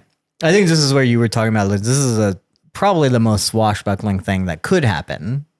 Pretty swashbuckling. It was in the first trailer, I will say, unfortunately. Oh, I didn't see it. This is where I said, like, oh, something's going to happen, but it's not going to happen with someone that we enjoy, right? I have questions. I have some thoughts. I had a cool visuals. I would have loved it, but I'm confused. Yeah. Because, like, first of all, Morgan, was this spontaneous? Was this just her improvising with a plan? First of all, the mule is at this point incapacitated, and you don't kill her, right? So I guess I'm confused because reasons. It's time to get out of there. But also, was this spontaneous or was this the plan the whole time? Were they always planning on doing this? Because it felt like it was part of the plan. Yeah. I don't know. But if it was part of the plan, explain to me, anyone, explain to me, if this was part of the plan, how is it going to go if it wasn't just Gale? How does this escape work if literally she doesn't leave everyone behind, including Han, the lover of her life, who she didn't know was going to get taken control of, Ebling, who's there for, I don't know, reasons, right? Extra cargo like Beta and Tauren that were supposed to come along had she not known. Like, what was the exact plan? This seems like sort of spontaneous, but they don't explain. Yeah. But it just kind of happens in a way that it feels. Yeah, I feel like it was supposed to be like, okay, if they like actually killed the mule and were successful, then they can either like take that ship themselves. Yeah. Or like the little rescue ship like docks then. Yeah. With them and they all get on it and leave. But I don't know.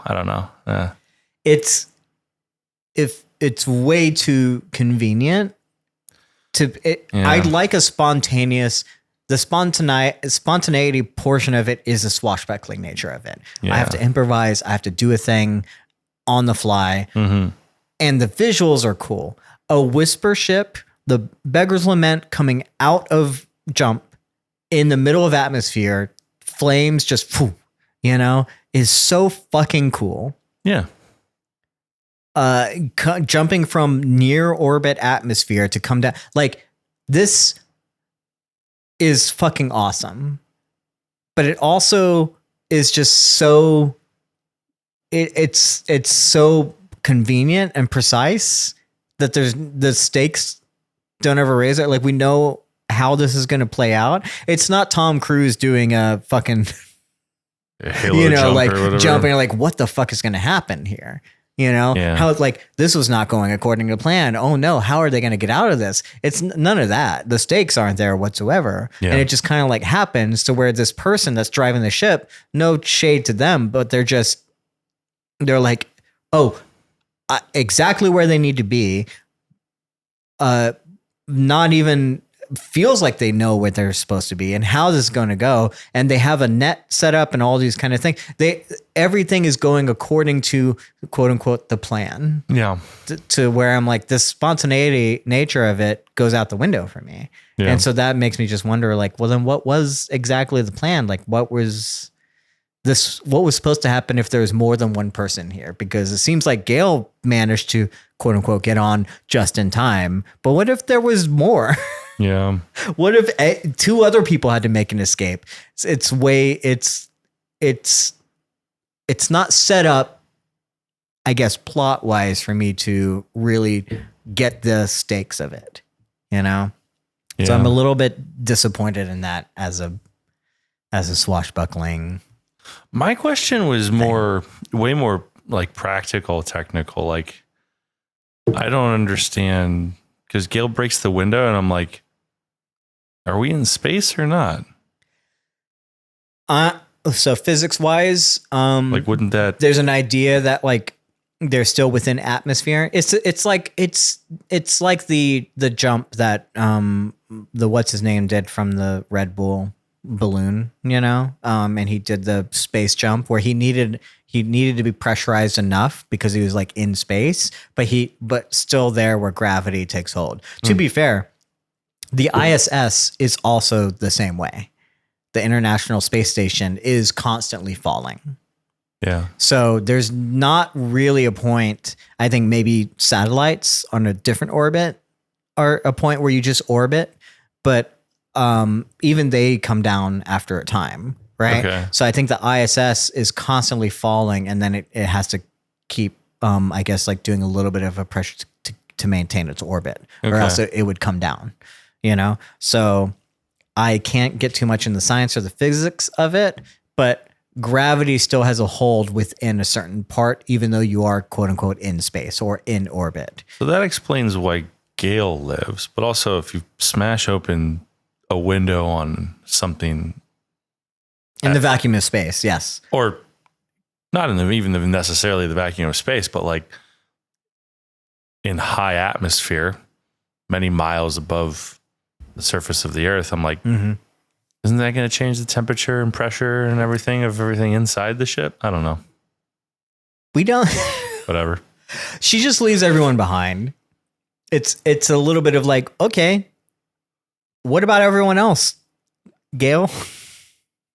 I mean, obviously certain people are under control, but like Ebling, your other Foundation people that are still alive, I'm assuming. Yeah, I don't know. Yeah, that's that. We never see any of them again. Quickly, I guess.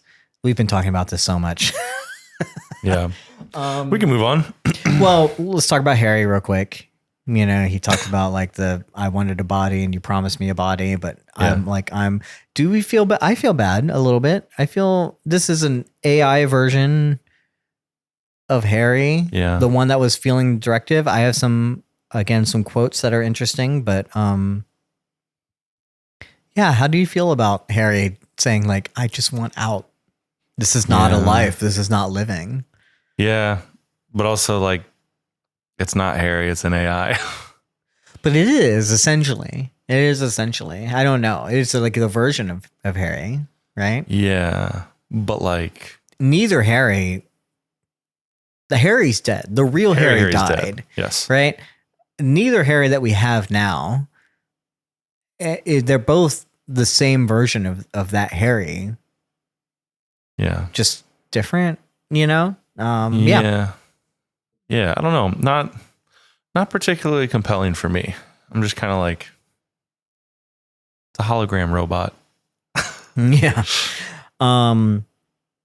I have some thoughts or a quote here that talks about, we were talking about like what his deal was in terms of this Harry and like why he feels so ominous and evil and all these kinds of things. And I found this very interesting, this quote from David Goyer. Quote, I think the whole act of Vault Harry giving the Prime Radiant to Empire at the end of season 2 wasn't as calculated a plan as he's saying. A bit of it was he was like a kid acting out, and he just wanted to do something that would fuck with the math because he's starting to feel irrelevant. And I do, unquote. I find that interesting. Yeah, I don't hate that take. Yeah. It was not a take. It's just how he wrote it, right? The idea that, like, we thought this Vault Harry was, you know, sort of wanting this thing, like that he was planning some things and doing whatever. But no, at the end of the day, as we mentioned before, he's surprised. He's lost. He's like, I have no purpose here, because you started to found the whole point of Foundation 1, as Goyer says, is like to be irrelevant. That Foundation 2 is supposed to, like, Foundation 1 does the plan, but Foundation 2 is working in secret. There's another hand working on things and that he never knew about. And this is a human, essentially. It's an AI, but it's a human. It's based off of a full human with the full memories and all this kind of stuff that he felt like, this is what I'm supposed to be doing, you know? And now he realizes I'm not doing it anymore. I have no idea what's going on and nothing is coming to pass like I expected. So what am I actually doing here? How am I just supposed to sit here and stare at walls, you know? And I do kind of feel bad for this. As a human, as a person that, like, yeah, I set out to do a thing and I'm not accomplishing my goals. I feel like I'm in a purgatory kind of thing that feels relevant, and I feel empathy for that so much. It's not a place I would want to be. Absolutely. Yeah. You know? And the fact that he did lash out. Oh, we asked so many questions, like, why did he give the Prime Radiant to Empire and Demerzel and all that kind of stuff? And he's like, well, he says, he justifies that it was for this reason, for these things, but he really didn't know. He's like, I'm just doing a thing because I wanted to be fucking relevant. I wanted to change things, you know? And essentially he did. The math changed. Something happened. Totally. Maybe he's the one that caused Empire to lose its mind in the first place, you know? Yeah. But that's where we're at. It's so interesting. I wonder how much we're going to get of this Harry later on, if he'll ever get his body, you know? But yeah, I don't know. I feel really bad. The way that final shot when they, like, jump and he can't go with the ship, so his image just stays where it's at. Yeah. It's a crazy final shot, you know? Gale, again, no empathy for her allies, so to speak, but I don't know. I don't know what's going on here. Like, the math is she's beholden so much to the math and not beholden to the pleas of, like, an actual person. Which doesn't make me like Gale anymore. And I'm just not sure, like, what we're supposed to feel there. Yeah. You know? Sure, an AI getting a body is not great, but at the end of the day, it feels like he really just was wanting to help. Yeah. I don't know. Thoughts? Any more thoughts on Harry? Vault Harry? I had a really small thought. Sure. But you know how there's some stuff between Harry and I think Gale. He's talking about, like, the vault, and, like, the analogy he's using is like a spoon. Sure. And, like, that the vault is just like the shadow. Yeah. Of a spoon or whatever. And he's like, and he's some line like, "Do you want to borrow my spoon?" or something to Gale, I think, or whatever. I just wondered if any of that was in the book, because it made me wonder if the stuff in the Matrix with the spoon, there is no spoon, was somehow like a nod to Asimov's original Foundation, if it's in the book. Sure, maybe. Or something like that. And I was like, oh, I wonder. It's like, we've talked about the spoon more than I thought we would. It's not the first time Harry said it, and it made me think about the Matrix, because I'm sure, you know, the Wachowskis have read a lot of sci-fi. Sure, yeah. So yeah, but yeah, that was my only like other thought about that whole sequence. The thing is like, I don't know if AI Harry also has the vault and the ability to change things, and it can go places. The vault can clearly doesn't have to stay where it is. Then and you don't like being where you're at, then I guess just change it. Yeah. I don't know. I mean, we'll see. I guess it's a whole, like, we'll see what happens next season, like what the vault is supposed to be, if he still accomplishes like whatever his goal is supposed to be, or if he can actually go anywhere. I don't know. That'll be an interesting thing. Why don't we go on to Brother Darkness? That's what I have in my notes. Everything going on with Dusk. Should I just recap it? His whole deal? Recap it. Wakes up in the morning, prepares for his own ascension. It's been 10 days, I guess, since the first episode. And he's ready. He gets measured, or he gets his robe on for ascension. He's like, I'm going to go get my nanites out. And he goes and he skips it and he goes straight to the clone bank.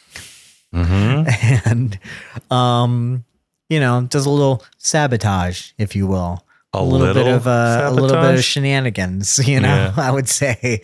He's up to no good, here. And he destroys Empire.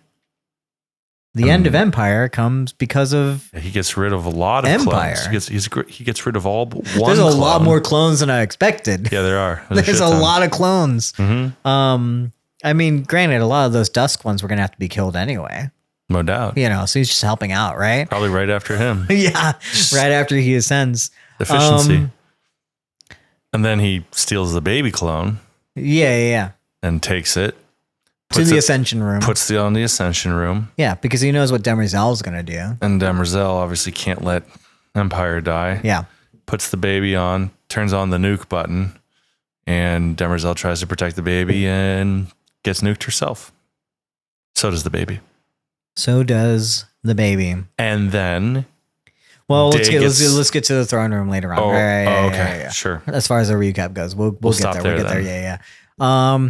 Yeah, I'll be honest. I thought he was going to go through with this ascension. I was like, oh, he did the thing. He killed a few planets. Respect. I didn't think respect Dusk. As soon as you saw his face. No, not necessarily his face, but as soon as like the person who was like fitting him, and helping him, and he was like, "Have I earned the right to walk down the hallway on my own today?" Like, sure, Empire. Sure, yeah. I was like, Jesus, fucking that was Christ, right the moment, guys. Yeah, I was like, there's no protocol. Yeah, to make sure he doesn't run away on Ascension Day. But everything leading up to that, right? Come on, everything leading up to that. I blame it on the music. Yeah. The music's really good. Bear McCreary, whoever wrote the music here, I'm assuming it's Bear, did an amazing job with this ascension, this robing ceremony, where I'm like, oh, this is actually going to happen. And then, yes, that happens. He says, can I just walk alone? And the music does change when he walks down the hallway. Yeah. And I was like, okay, what's going on? Skips the nanites. Go straight to everything else. I have a general question about this entire thing. Yeah, okay. About everything that happens here. Sure. With Dawn and Day and the fucking palace. Where the fuck is the security? Agree. Where is everyone? Like, not only for Why Dusk, is this castle abandoned? Not only for Dusk, who just walks off during his ascension, but also Day just strolls in with the robot head. Yeah. And no one's just like, Demerzel needs to know you're here. Or like, oh, alert everyone, let everyone know. We cut to like, what? I will recall Dusk sent a lot of people away to go handle some things after the Mule destroyed the fleet or whatever. And but it's Trantor. There's like a trillion people here. Like, yeah. And the palace is just empty. Explosions happen. We get a wide shot of like basically a tower fucking getting exploded. Full of bodies. Yes. And clearly people are coming to, are being alerted to this, right? And they're going to go there. But it doesn't even heighten security whatsoever. No. Like, no one's around. They're still running around an empty fucking palace. What is going on here? Not even a cleaning crew? Like, do you know how bad that probably smelled? Someone said, I'm sorry for this. Also, it's hard to talk about this whole scene in the cloning facility because I don't think I can show any of this on TikTok. Yeah. This is brutal stuff. A lot of great stuff. Jessica on TikTok messaged me and she's like, I will say my one hot take is this should have all been set to It's Raining Men. Oh, you're out there. Somebody, editor, give us the cut. I want to see it. Maybe future me will put it in right here. Yeah. Or maybe not. I don't know. Did it happen? Someone tell me. Because that is it's brutal and spot on. Great. If only we had backing tracks in the middle of oh, this was rough. Listen, what did we say before? Dusk is burning Ozymandias, right? He's burning it all to the ground. He's like, if I'm gonna go out with a bang. Here's this is where I thought you called it the most. Maybe like of the last couple weeks. You said something a couple weeks ago where you were like, I think Dusk is losing his mind. And I was kind of like, I don't know, dude. I don't know. But in this episode, I mean, like, pretty unhinged, dude. Yeah. I mean, David Gory mentions like there's a mental illness going on here. There's really something going on with him. Like this is not like normal behavior. Because it's not like, it's like the performance. It's really good too. I like the great. performance a lot. Fucking awesome. But like, to be clear, the performance is interesting because he's not like, oh, here's what I have to do. Here's the buttons I have to press. I'm trying to sabotage my own ascension. He's like, no, he's psychopathic. He's just like, I'm going to destroy everything. And it's like gleeful and unhinged. Yeah. Yeah. It's cool. I mean, he explodes everything. He gets the baby. He brings it to the Ascension room. He passes over Cleon the First. I will say some theories are still alive, Morgan. Yes, he gets the baby there and he knows what Demerzel's going to come and show up. And he's like, and she's like, what are you doing? He's like, I'm not conciliating anymore. That's for sure. Yeah. And I'm like, holy shit, bro. You're bonkers. Gone.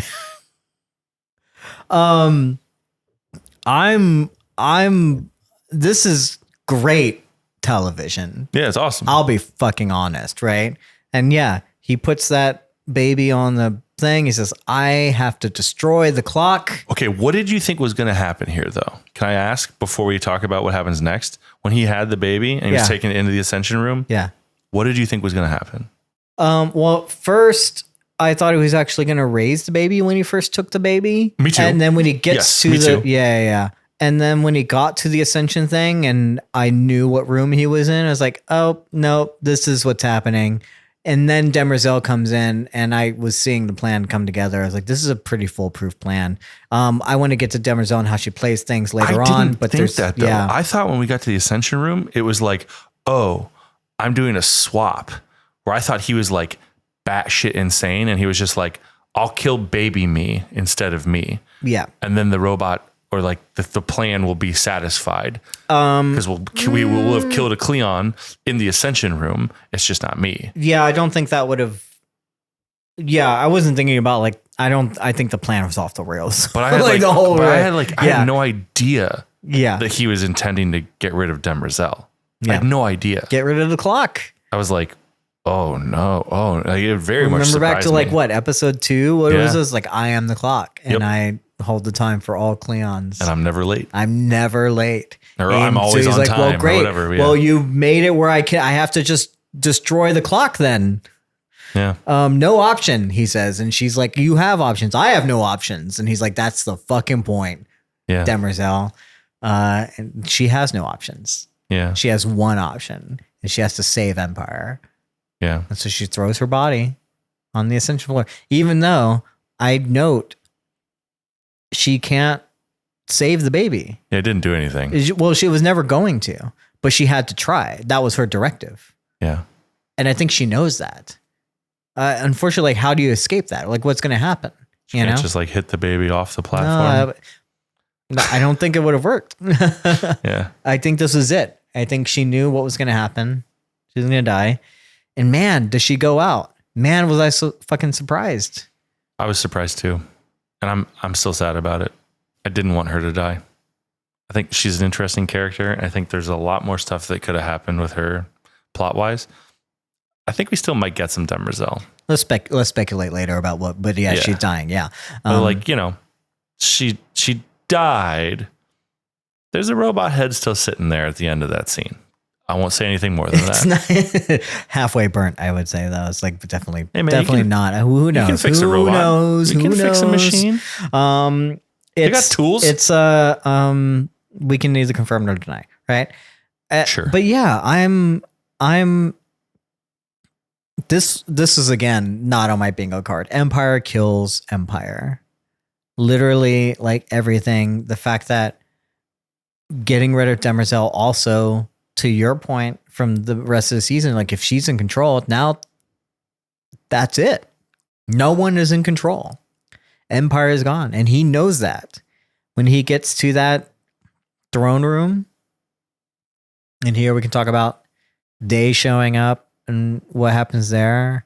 And he just says, "What? This was it. This is what was destined." Harry Seldon said a long time ago, this is always going to come. And what comes after? Darkness. How quaint. How appropriate. Yeah. That this is Brother Darkness. Cheers to Brother Darkness, I guess. Mm-hmm. But yeah, not on my bingo card. Not what I expected. Definitely not. This is bold filmmaking. Day dies. Day goes out. Yeah, comes back. Didn't have any nanites. Trying to free Demerzel. Screwed it up. No nanites. Tries to beat the shit out of Dusk. I still think he could have, if I'm being honest. I'm like, okay, he's got nanites, but like he could have got him pretty close. You could have beat the shit out of him. Come on. Yeah. Anyways, how long does it take to repair a bone? Right? Like longer. Yeah. Obviously he's gonna have to work harder, but it's like I think Dusk is gonna be able to fight back much. And then kablamo. David Goyer says, paraphrase, Demerzel and Day were killed off to subvert expectations of the plot armor. He said they have a lot of plot armor, and I was thinking, well, what if they didn't? How do I change that? He says for both, and we'll speculate later because I want to speculate how they could return, but he doesn't say outright. He's like, sure seems like Demerzel died. Yeah. He's like, well, will Lee Pace come back? Can't say anything. That's what he says. He just can't say. Yeah. That's not a confirmation or denial. Either way, it's just, I don't know. Here's a quote. When we come up with an idea that makes me uncomfortable, then I think maybe we're onto something. So I said, what's the most exciting thing? And the most exciting thing would be if we end the season in a place where you think, how can the show even survive after this? How can Foundation prevail? Yeah. I honestly applaud David Goyer for going that far. Yeah. Because he's right. How do we go past Demerzel and Day? Some of the most interesting things, not necessarily in the books either. Day, for sure. Demerzel's there in a different way, right? Demerzel has her own arc, so to speak, right? Yeah. But in this kind of retelling of the story, like this isn't really there. And like, how does Foundation go on? Because it seems like this is like one of the best parts of Foundation, what we've come to love. And so I do applaud him for being able to be bold enough to make these decisions, to go that far, to subvert these expectations, to go with the uncomfortable, because I never would have expected it. Yeah. I was like thinking about so many other ways Empire could die and what they were leading to. I didn't even think we were going to have Empire die. I thought it was going to be next season. Yeah. And then suddenly like it's here, it's happened. And here's Dusk and he's sitting on the throne and Day is dead and all the clones are dead and Dawn is still out there. With some bad legs. But he's there. But yeah, such a fucking great way to go out. Ozymandias be damned, might as well. I mean, it's not going to be the first time I've been on this podcast and said, I really like it a lot and trust writers who are willing to kill off their babies. Oh, sure. Because I'm like, one of the most exhausting things about television is plot armor. Yes. And I'm just like, am I happy that Demerzel died? No, fuck. Such an interesting and cool character. And there's so much stuff that was like potentially could be resolved or whatever. And like, fuck, man, I love watching Lee Pace. He's such a good actor and stuff. But also, man, now I'm super curious about the story. So, yeah. I mean, I don't know. I loved it. Good twists. Yeah. So Dust sits on the throne. We get one final shot of him. And I'll just be honest, I love this shot. And he asks to have the other two thrones removed. Sure. Pretty cool. Yeah. But here we have, again, it's the end of the day. The sun is setting. All we have is the light of the sun shining into this throne room on the center throne, encircled by sunlight, like a spotlight. Like everything around him is dimming. He's radiant, but he's alone. And what does that mean for the rest of the season, for the rest of Empire or whatever? Humanity. I don't know. But what a fucking great shot. I'll be honest. If anything about Foundation that has never changed, it's the good cinematography and the amazing set design and the fucking great fucking lighting. Yeah. It's all fucking good. Yeah. You know? And I'm sure we could talk about, you know, the metaphors of it all or whatever, but I don't know, man. It's just a good fucking shot. Who the fuck cares? I agree. I'm not going to get like, what does Demerzel say last week? Philosophical Yeah. on you about it. No, you don't need to break it down. I'm with you. I think the shot speaks for itself. The light is dimming. We are going into darkness. That's basically what it is. A quick aside before we get into the final things.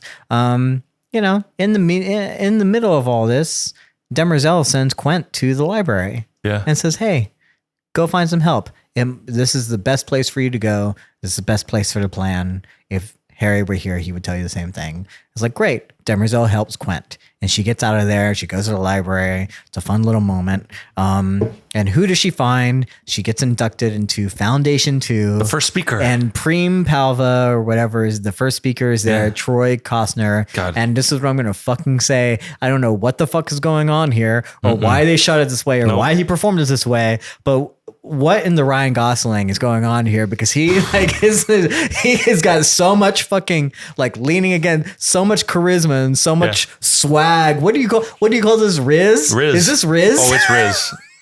It's the essence of Riz. Yeah, dude. It's like, is he flirting? Yeah, dude. Demerzel's Is trying he to set flirting Quint just up. by being there? What is he doing? Yes, Demerzel is trying to set Quint up with a good man. This is our meet cute at the end of the world. It's like In a time like this, where Quint thought she's lost everything, where the last man who she thought the last good man on earth turned out to be a monster, a Cleon. And here's the prime speaker who reads books. I don't know if they intended it this way, but he is like serving something. Yeah, dude. Yeah, he's thirsty. Sure.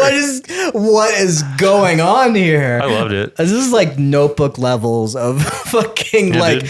came on screen and like the chemistry was fucking there. Yeah. What is good? Are I agree. angels singing? my What is God. going on? Everything's light and happy.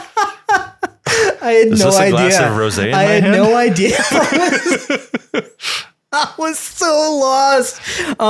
Again, don't know if Troy intended to do this, but bro, I'm into it. let's go. Yeah, dude.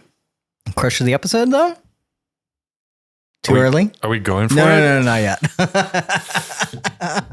No. You can save it. I haven't made up my mind yet, to be honest. I haven't. Is he a contender? 100%. Just shows up for like 2 seconds and he's like suddenly. If he's not, you didn't watch the episode. Like, he's for sure in contention. Are we all wanting to be Quent right now? Who doesn't like the strong silent type? Oh my God, bro. Stop that. No, but I mean, like, he's just fucking stone cold looking at her. Oh, I'm assuming, I don't mean that in a crass way. I'm assuming that if you wanted to communicate, they have ways. well, Like, come on. he's mute. He doesn't have. That's what I mean. Like, I'm sure Strong, that there's like silent either type. some translation ability for like either the librarian to help them with or a tool that he has for himself. The only reason I'm saying that is because every other scene we've gotten Troy is with Gail, who shows off that, oh, she signs too. Why is it when two like old people meet each other and there's like a spark where we're like, yeah, get your bag, you know, like we're always like this too. We're always so much more invested than like when it's two young people like getting in this. It's like, this is it. This is what your life was meant for. I don't know, man. Spring on season 4 with Troy and Quent. Yeah, dude. They can be the ones that we root for the rest of the fucking season. Okay. We're gonna jump back in time a little bit and talk about robots. And Day. And Day comes in. Yeah. He has the head. He brings it to Demerzel. I love this scene. He bows down. I am like, oh, now we're in bowing territory. Personally, I'm just like, again, where did this?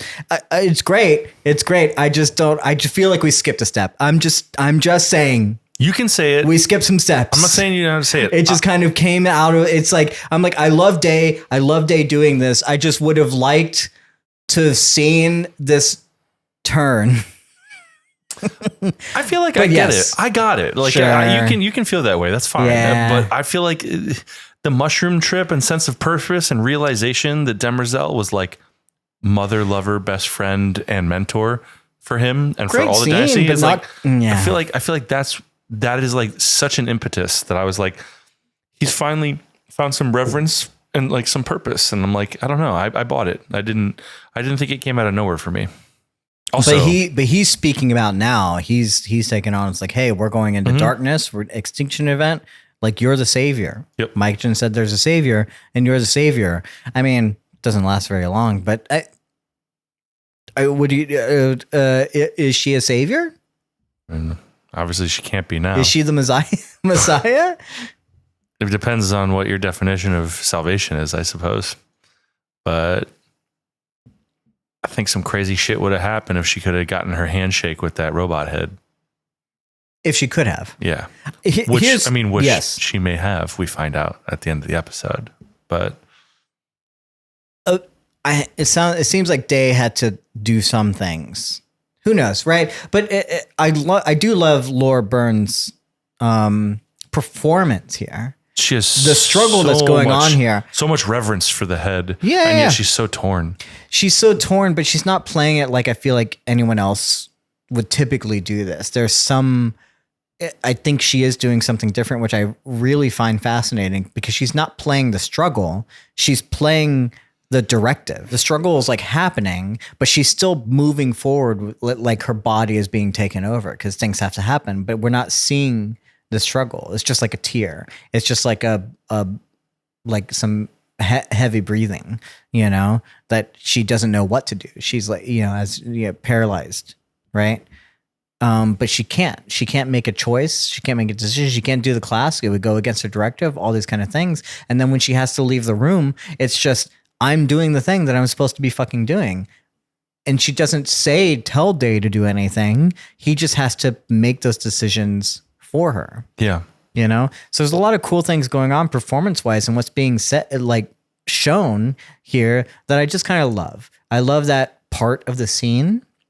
That it's not as like typical of like a person who's like, no, I'm struggling and like I don't know what to do and like how do I fight my way against this? Yeah. There's no fight. It's just full steam ahead, but also, yep.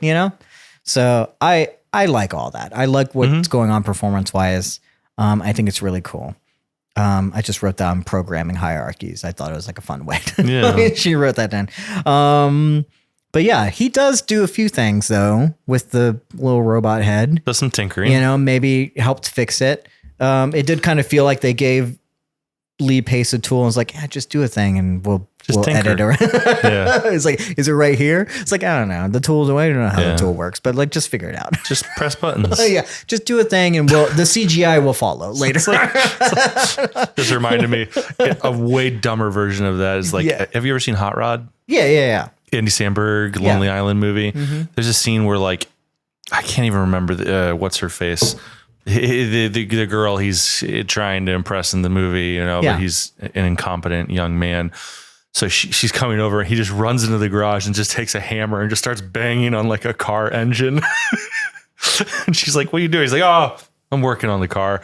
Just throws it away. It's like, yeah, Lee looks much more realistic than that, but it just reminded me Andy Samberg just banging an engine with a hammer as if this is how you work on a car. Yeah. Well, I mean, to be honest, this happens in like heavily CGI things all the time. It's like, oh, you just do a thing and something will be there. Yeah. You know, it's like, so you have to make it up. It's every time someone does like superpowers and there's like hand motions. Oh, I think about this as an actor. I think about this all the fucking It'll time. happen. Like, It'll show all up the fucking time. It's like, cause you gotta imagine on like these Marvel movies or like these supernatural thrillers and stuff. Yeah. God damn, dude, is it tough for an actor just to be like, okay, I'm going to imagine conjuring magic or throwing force or something. You must feel so silly doing it. But then, you know, they got computers that make you look good. They create stuff in front of you. But man, but it's still like weird and wonky and they don't explain it. And it has, again, it's again, you have no rules, right? It's like set the rules and stick to them, right? Two recent pieces of IP that I feel like did this really well is The Magicians that was on Sci-Fi. I don't know if you have ever seen that show. I'm not. Kind of like Harry Potter, but for adults, is the way that I'll describe it. It's probably like a very reductive, but that's what it is, right? And they do magic a lot, but they use, have you heard of tutting? It's like a form of dance where they like use their fingers and their arms and stuff to like make shapes and stuff and specific things. So there's specific things that they have to do that like say like what the spell is going to be, you know? So there's very specific things that if it's a combination of spells or whatever, they have to do the same type of shapes or whatever. And that's really interesting, right? The guy who played in the D&D movie, Justice Smith, when he played his like sorcerer guy, he said like, we came up with very specific ways. Like, what am I doing with my hands? Like I have to do magic, but I don't want to just do a thing. And so they very specific, I mean, I might be conflating things because I think he said that, but also said, I think he also said like, I just did random things to throw off the VFX artist. So I might be, I might be conflating like what he said with like actually having intention. He had some intention. I feel like there was not like he wouldn't just do a random thing for like whatever spell. Like it would make sense for like why the spell was coming out, you know, in the way that it was, right? If I recall correctly, or he was just throwing shit against the wall, whatever it is. Yeah. But I feel like anytime you give someone, I see this all the time with like actors, is like, we're just like, you just got to do a thing. You don't have to be an expert at it. Just do the thing.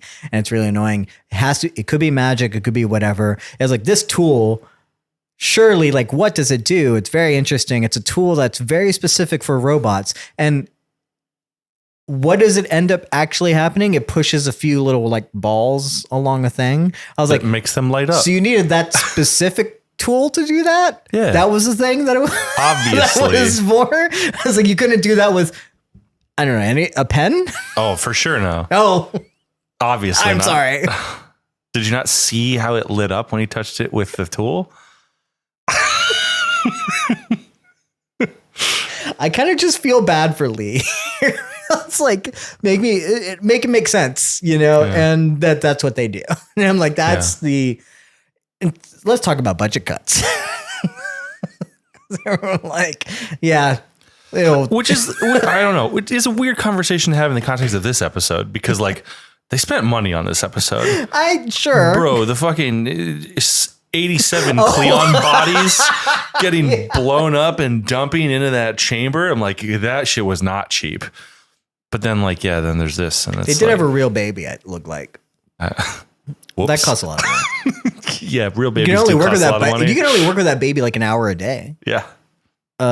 Fuck, dude. I mean, they only took 30 seconds to incinerate it. So,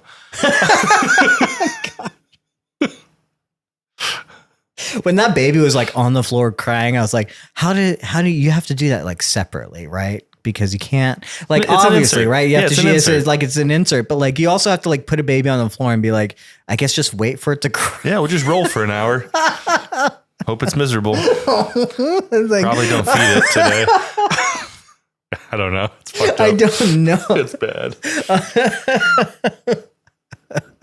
I mean, babies are always crying, right? Yeah, maybe it's what easy if it's for a them. well-behaved baby? I mean, they always use twins for this, right? There's No, always I mean, one that's not casting good. knows not to get the happy baby for that scene. No, they always get triplets or twins, so that they can do this specifically. Yeah, there you go. But yeah, he does some things. Dude, there's also, before we move on from that scene, I mean, I Which liked scene? the reverence of it all. Yeah. I know you're saying you didn't feel it totally earned. It's cool. Also, you don't need budget cuts to come up with that fucking super cool shot of Day in the mirror with all the little side mirrors. Oh, sure. And I was just like, oh, that's just awesome. Yeah. That's so good. And also like so fitting and appropriate and kind of meta for the moment and everything. I thought it was super cool. Well, I mean, I think we're near the end. There's, yeah, I mean, like, we get back to, there's a couple little he teaser does some things. things. They leave. Day dies. Dusk is on the throne. Demerzel's dead. We cut back to the head, and it reaches out. Handshake initiated. Day fixed it. Or, yeah, maybe. I don't know if it's fixed. Enough to reach out. It couldn't do that before. Was it because it was under transport? I don't know. Was it a 5G signal that wasn't able to connect? I think the He was on handshake, LTE. though, I mean, definitely needs 5G. But no, I think, I thought, Yeah. I've been seeing the handshake thing as one robot needing to pair with another. Yeah. Like Bluetooth. Sure. And so I don't think it's that Lee fixed it. I think that it's just, it was able to connect with Demerzel either At before, the end of it all? either before she died or she's not dead. Sure, maybe. I'm not saying she's alive, but I think that it's like the implication is that the robot head that he brought from Mycogen is like online now. And I think it's because it was able to communicate with Demerzel. Maybe. I think something like awakened it. I think, unfortunately, when we do get to the robots, they're very specific. Like, she can't do the clasp. Now, at this point, Empire is dead, and maybe you could be correct. It could be retroactively, like, after everything's done, if her robot head is still Or like awake, in her then dying maybe moments. it could initiate that clasp and it could initiate the handshake, and that allowed it to be able to reach out to other things. Who knows? It could be a combination of things. I think Day fixed it, and I think maybe she, like, because he had to do the thing with the tool. Wait, so now you think with he's CGI. good at it? Absolutely not. I think he fumbled around and happened to hit the right, know exactly what he has to do, because all that Lee Pace did is just move around, Wow. and they put it in there. Someone needs to give Lee Pace a soldering class, is what you're saying. Tell me what that tool does. Wow. That a pen couldn't have fucking done. Okay. So yeah, I think he does, he sticks around, he does do some things. And I think in combination with whether or not Demerzel, the directive was done and she was essentially free for a second. Yeah. Or a split second, is possible. Yeah. That it could have helped. Right. But all of those things would have had to happen for it to finally reach out. And it reaches out, and we get the voices of Calais, we'll say, because we don't know if it has any other name, and another robot saying oh, it's something's reaching out from Trantor of all places. And where are they? On a moon? On the moon. What does the moon mean in that context? There's only one moon that we would know, the one that we call the moon. No, but in sci-fi context, this is what I wrote down, so I'm not jumping ahead. It's Luna. Luna? Oh, I don't know. How us sci-fiers will talk about the moon that orbits the Earth. But it's not the Earth. It's It Trantor. is the Earth. It's Trantor. No. They're on the moon, orbiting the Earth. Oh, I thought it was Trantor. No, that is the Earth. That's why I said some moon. No, that's what I'm saying. I thought that was and literally I'm a zoom telling out. you, I'm surprised that that was surprising. I thought you would have caught that. I'm glad I can break this to you. No, I thought it like looked kind of like Earth, no. but I was just like, no, it must be Trantor. No, absolutely. No, I thought we were like so far in the future that Earth was gone. No. It's not future. It's not timeline. It's just here. It's present. This is present. I understand that. That's I not can what I'm prove it saying. too. Yeah. That's not what I'm saying. Yeah. I'm saying that I thought that it was like, oh, a zoom out. And it was like, oh, this is Trantor, and Trantor has some moon or something. Specifically, like the continents of Africa and the continents of Europe or like all kind of there. It's the outline of it. It is Earth. Oh, okay. Is confirmed. It's like the Earth. Yeah. They're reaching out from Trantor. The line on that where they are is Trantor. It's like it's from far away, right? So yeah. Oh wait, are you surprised? Are you blown away? It's Earth. It's Luna. It's Moon. All you sci-fi fans out there. Yeah. Is it Moon or Luna? Let me know. I didn't care at all about the planets, to be honest. I was like, who the fuck are these people that know about the robots? They are the robots. And why do they? Well, one of them is a robot. They are the robots. They both are robots. How do you know that? Well, first of all, we've speculated that that's Calais. You know that. Yes. That she is a robot. No, I don't think that's necessarily no. We've speculated I think she could also be an AI. I think in the Prime Radiant, she's an AI. The same way that Harry within the Vault is an AI. Yes. But I think this version that we're seeing is not the same one that we see in the Prime Radiant. I think this is actually the robot. I don't know if it's necessarily a robot. She almost confirms it last week. Last week when her and Demerzel like inside the Prime Radiant, she's like, you've been searching for another one like you. And essentially insinuates that like, I am another one like you. Okay.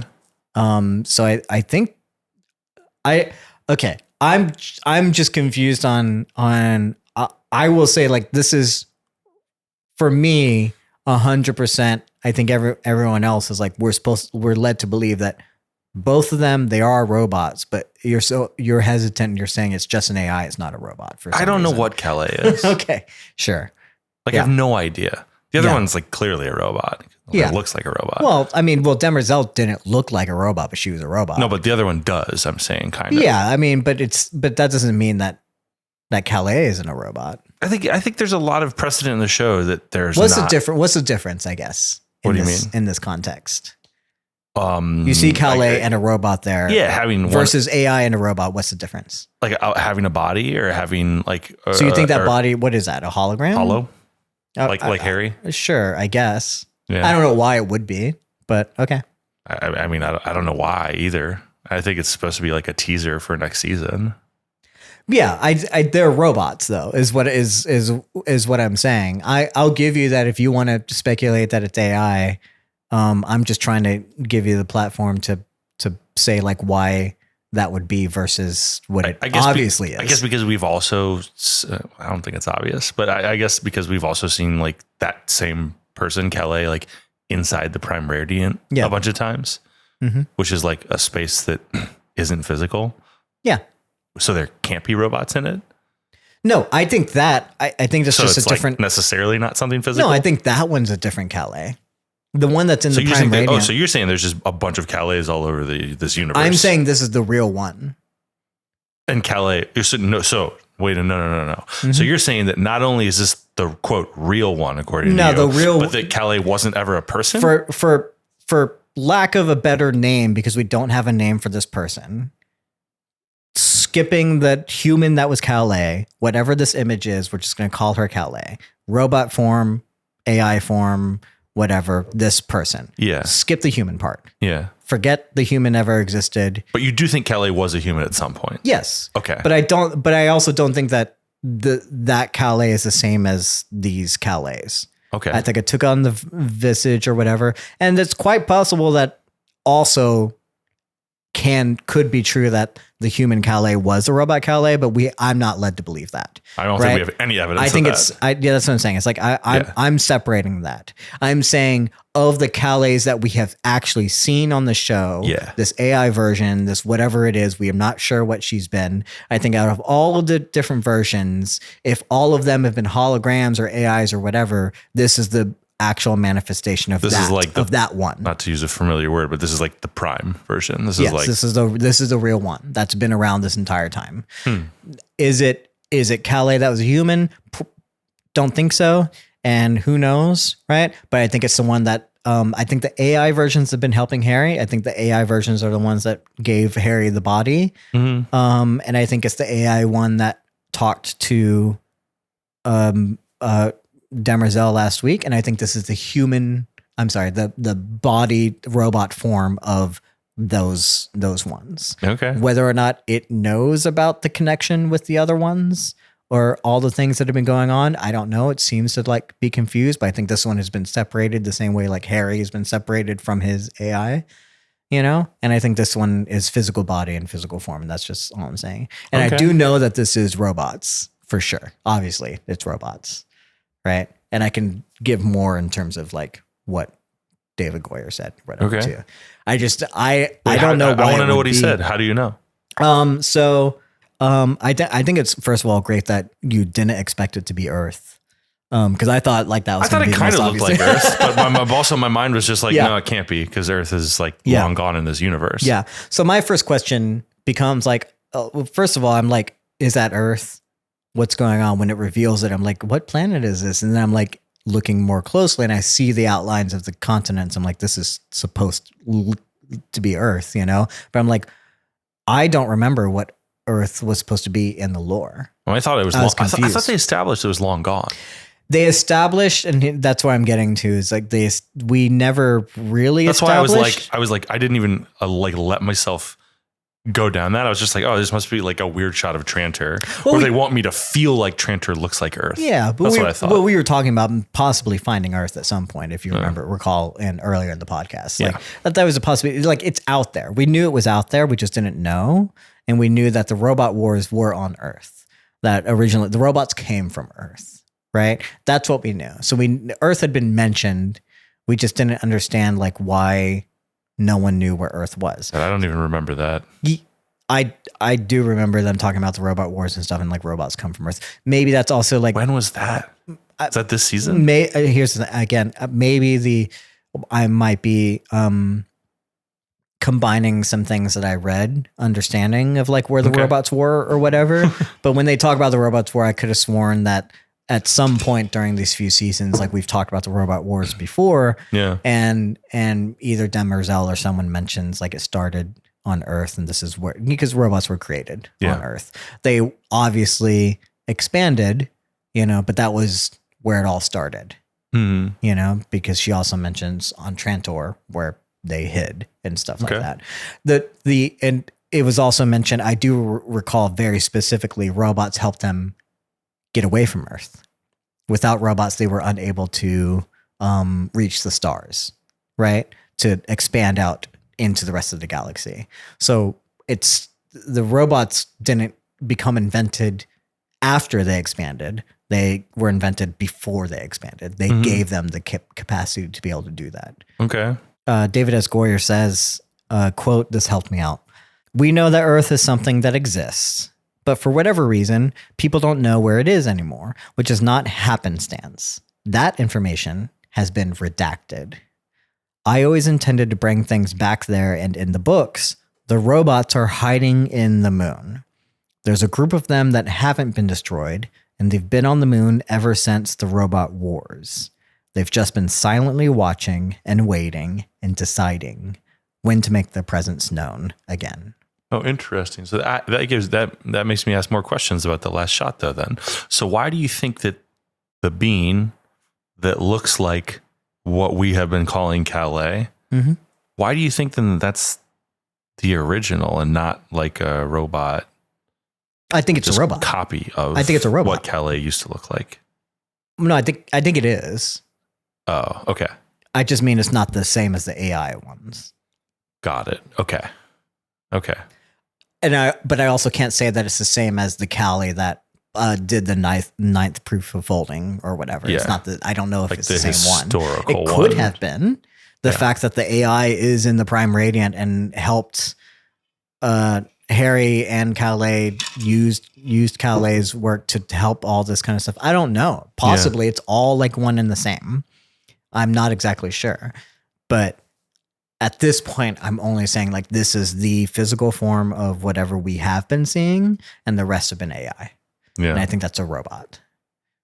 Okay. The same as Demerzel's a robot, which is why she was not able to class with her from the Prime Radiant, I think. Not only is Demerzel not able to class, because people were like kind of pissed off that like, hey, you know that she needs another person to class with, why? And you are a robot, as you've revealed in the episode, so why are you not like clasping? And well, they say point blank, like Demerzel, they were told, was not able to. One, because of directive, and two, maybe the programming took it away from her, that ability, right? That there's a bunch of possible reasons that, and also because I think proximity does kind of matter. I mean, Trantor and Luna is pretty far away, but they manage. To be fair, the clasp hasn't happened. They're just reaching out. So I don't know. I don't know where proximity works with robots and how the signal works, right? Yeah. But the idea for me is that the AI version of Calais is just an AI version, not a robot, and she can't class with Demerzel. It was impossible. But she hopefully led her on the path to maybe eventually finding all the robots. Yeah. But yeah, the reveal here is that robots have been here all along. She's not the last one. Demerzel's not the only robot. Yeah. And they're here, and they're being quote unquote being embroiled in the struggle. So yeah, honestly, for me, and this is where we can get into speculation corner. I think that's the episode, right? Like, that's exciting for me for season 4. I agree. Super robot cool stuff, great. You know, now never once did I ever believe that Demerzel was the last one, but you know, I just took her for her word, right? So I'm not exactly surprised.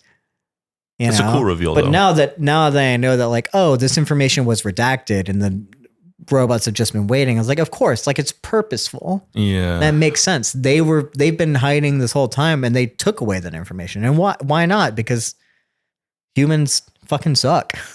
Yeah, to them anyway. You know. Yeah. I'm interested in seeing what's going on Earth and what's going on here. Is Earth just full of robots too? It says, as the quote says, if we're supposed to believe, they're just hiding out on the moon. I think the Earth is abandoned. I'm not exactly sure. It doesn't look, I guess, great.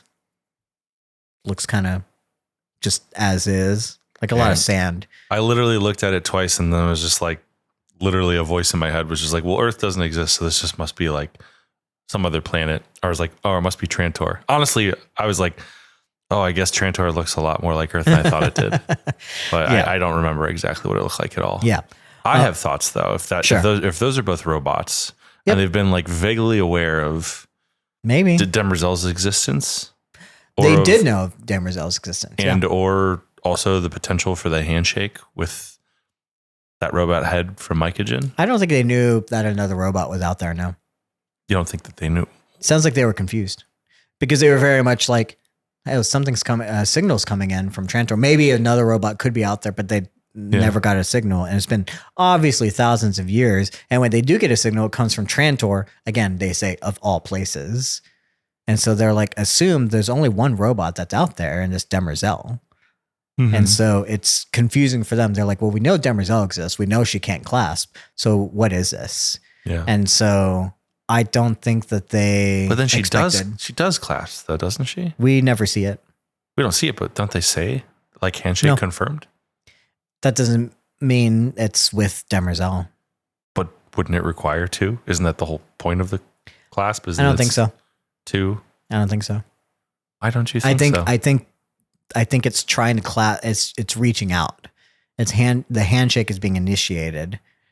And it's trying to reach out, which is where the signal is going to Earth or the moon, right? Okay. Whether or not they accept it and it happens, it's not going to Demerzel, right? Because Demerzel can't. Yeah. For whatever reason, whether it's by choice or by programming or because it was taken away from her, you know? So yeah, I mean, a lot of possibilities there. I will note, I went back and rewatched the episode where Harry leaves with Calais, whatever this fucking Calais is, the AI version or whatever. Again, I'm not fucking sure. Hey, it does look very distinctly, suspiciously like the moon. Yeah. So wouldn't be surprised if old Harry shows up again I guess like on the moon next season. So I obviously didn't catch a lot of this, Sure. like from the last 2 sentences of the episode. Yeah. This is like maybe it was helpful for you to read about what Goyer said or whatever about it, because I did not. Absolutely, I knew it was. I the did not moon get and half Earth. of this. Yeah. From it, but I mean, like, I think the obvious question then at this point is like, well, if that's supposed to be the same Calais that's also in the Prime Radiant or whatever, then it seems like the real issue is that the Prime Radiant is just tainted because there's an AI inside it that fundamentally does not want actually what's best for humans or might. Why do you be. think that? Because humans have abandoned robots and tried to destroy them and wipe them out. That seems like the implication for robots, except for Demerzel, is that like they wanted to propagate or like to be free. Okay. So I feel like that means that like, oh, right. Psychohistory was never going to succeed because it's using the Prime Radiant, which is using a robot, which is leaning on a robot AI. And it's like the real problem with it is probably that like Calais or whatever that entity is just like guiding us or leading us in unhelpful directions or something like that. That would be my guess. I mean, possibly. I don't see it that way. I think that the Prime Radiant still does exactly what it was made to do, as Harry made it, as a human that made it. It's math, right? And the math is just mathing, right? And within it, that he didn't know was also like this AI that is the Prime Radiant and is not the Prime Radiant, and help them to do other things, but not necessarily change. Like, did it?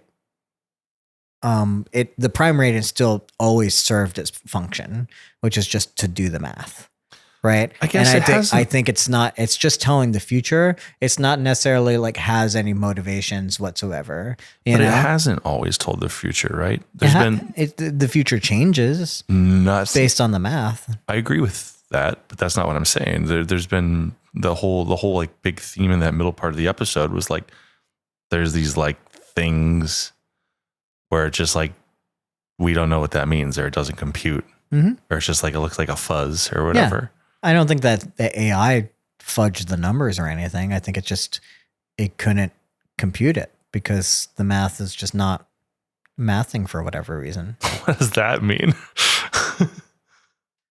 That literally what we've been saying is like it doesn't know. Like a computer can't predict. It can't predict because there's something in the math. There's something in and again, we're talking about math, or we're talking about like predicting the future, and it's math doesn't really do that, but whatever is like being presented in the timeline, so to speak, is like they can't account for. And at this point it's dusk. Dusk is they're not accounting for, like the end of all things, right? Yeah. But that's different. That's a different branch of the timeline than what the crisis is in humanity and where they're going, I just think it's like that. It literally just can't compute what is supposed to happen. And that's just the Prime Radiant's job, is just to say like, here's how all the numbers align to where we're going, so to speak. But it can be manipulated by what's going on in the present with more data, with as you feed it the data, or as things happen, like something's changing. Totally. Right. I just don't think it has the Prime Radiant itself doesn't have an agenda. I've never seen the Prime Radiant need some sort of agenda, and the presence of a robot or Calais within the Prime Radiant doesn't change that for me. Doesn't change the primary function of the Prime Radiant. But like robots have directives. Yeah, and these robots' directives. robots have like plans. This is like and what these they do. robots' directives have never strayed away from protect humanity. Demerzel's hasn't. We have no idea what the robots on the moon's directives are. No, none of them. Even Demerzel explains the robot wars at the beginning as there were these people with these directives, and then these people who assumed that the directive, they interpreted it differently. They went on the Zephyr code or whatever it was. I can't remember, but it wasn't it was still about like, in the same way that she struggled with, and what you mentioned is like, how do you protect Empire?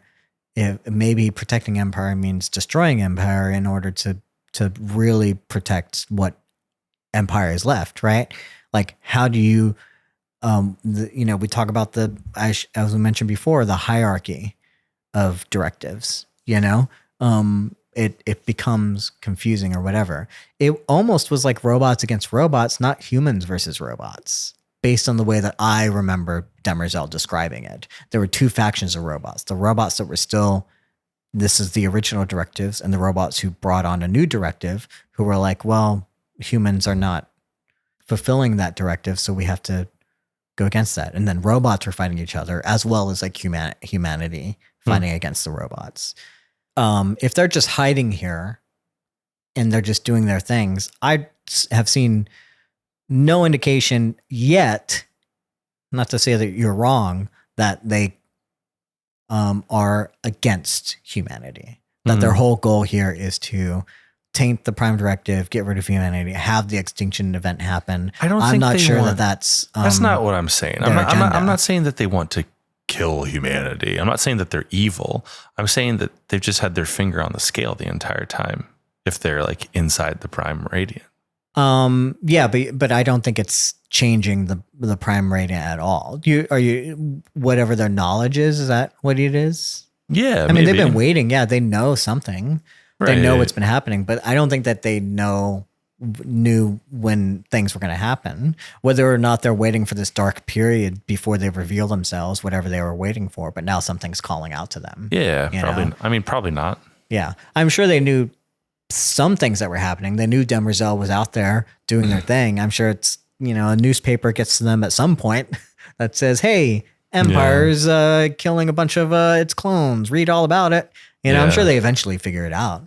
I don't know. I'm still caught up over the fact though, that it's like, if that's supposed to be Calais and it's like, that's the same being entity or whatever, that's like talking to Harry Seldon, talking to Gale, and also inside the Prime Radiant, which also Demerzel has a copy of. Yeah. And they know about her existence. And I think they're implicitly a lot more involved or aware than that. Yeah. No? I mean, it depends if it is the one and the same, or if it's the same but not the same. It could be like... Wait, sorry. What do you mean? Like a clone. Like a clone. Like, just imagine clones. Yeah. Is it a clone of the person, or is it the person, right? I'm not assuming that the one that is in the Prime Radiant or in both Prime Radiants or the one that... Because there's probably one in each. There's at least one in Harry's. I don't know if there's one in Demerzel's. I don't know if it's able to connect through all these different things. I don't know if it's all one and the same, or if it's just a version of it. If we can have two Harrys, we can have two Calais. That's all I'm saying. Is like it could be a version of this person, and whether or not it knows it's connecting or talking to the other one, I don't fucking know. It might not be. Yeah. It could be like on its own directive of doing something or whatever. It's a whole lot of like questions about stuff that. For sure. But I'm excited to finally get the robots in and figure out what the fuck their deal is. I wish spacers would come in. It seems like a whole season without a single fucking spacer is a little bit depressing and annoying, because it's like, I don't think we're gonna get spacers until I don't know. The spacers at this point are like the Eagles of the Lord of the Rings. It's like, it feels like they'd be very important to have around and could like help you out a lot with everything. And I'm sure also very closely related to as spacers are. They're not robots, but they have technical parts, right? They're organic, but also not. You would think they'd be closely related to robots and that they would have some empathy for the robots, especially for the fact that I don't think a lot of people like spacers, considering they spend a lot of their time alone as well. So I don't know. I'm like just really confused. I was like, where are the spacers and all this too? So I don't know. Maybe that's just me. I also, though, I hear you. I think the space from a nerd perspective. Sure. Yeah, dude, spacers are awesome. I want more spacers. I'm with you. The only thing I will say is that like one of like the big reveals at the end of season 2 is that Foundation has created the technology to be able to like jump or do light speed travel without using the spacers. And so part of me wonders if like now that we're 400 or 600 years later in season 3, that spacers are just obsolete and that ships can just light speed travel and they don't need the spacers. I mean, the Foundation certainly doesn't need them. They created ships that can do it without them.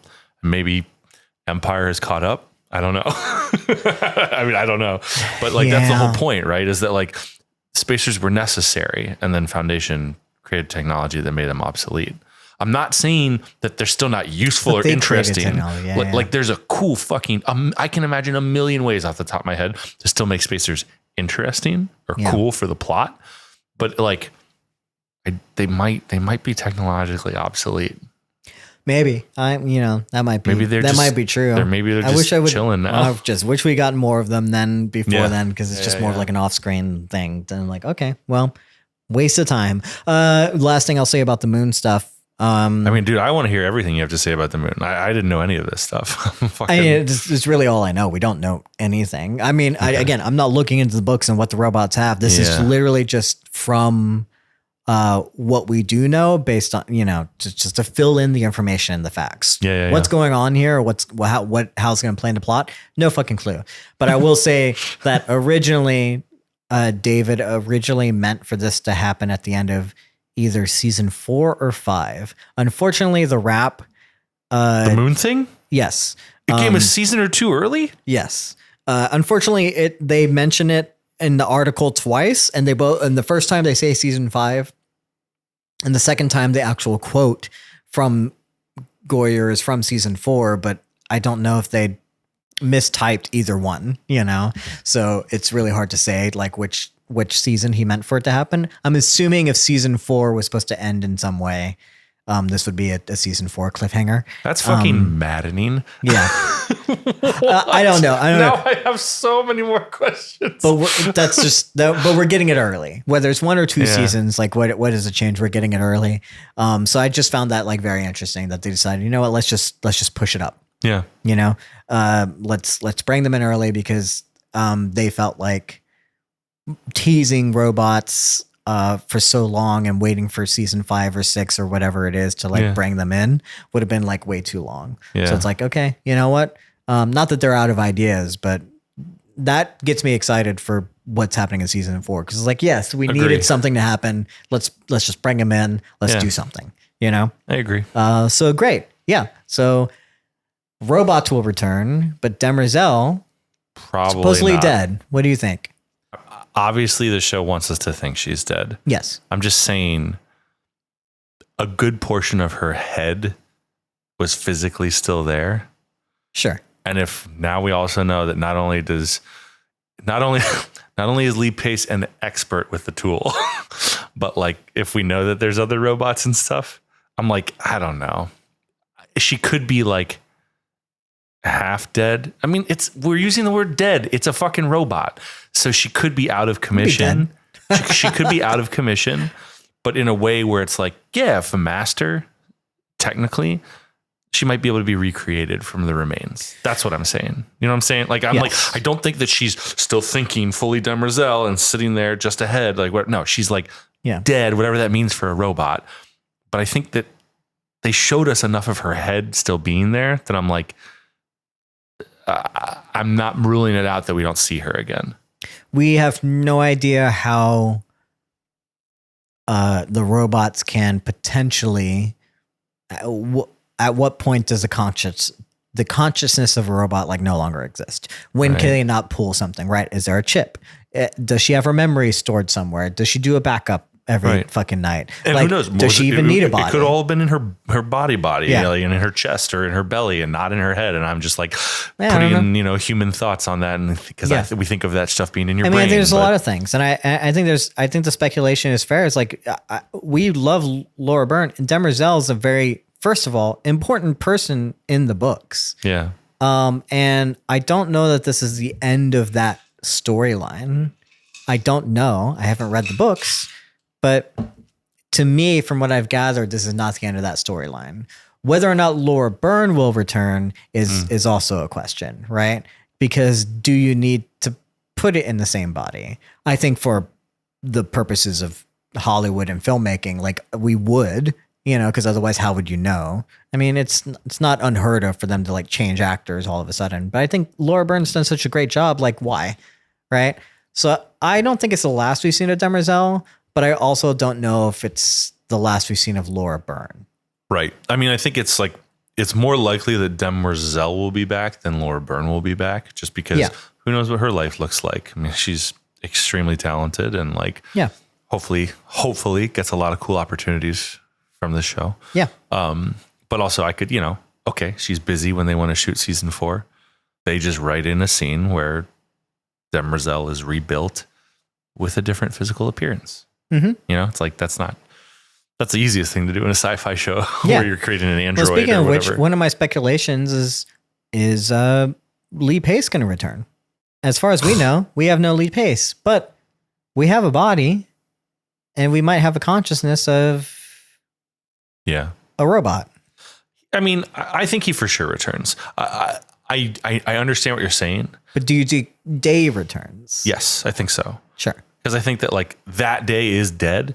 But it's like, look, man, if you have the ability to clone any blood sample or hair or piece of whatever, from any Cleon is going to be able to make you another Cleon that eventually gets to the age of Day, in which case Lee Pace will be playing him.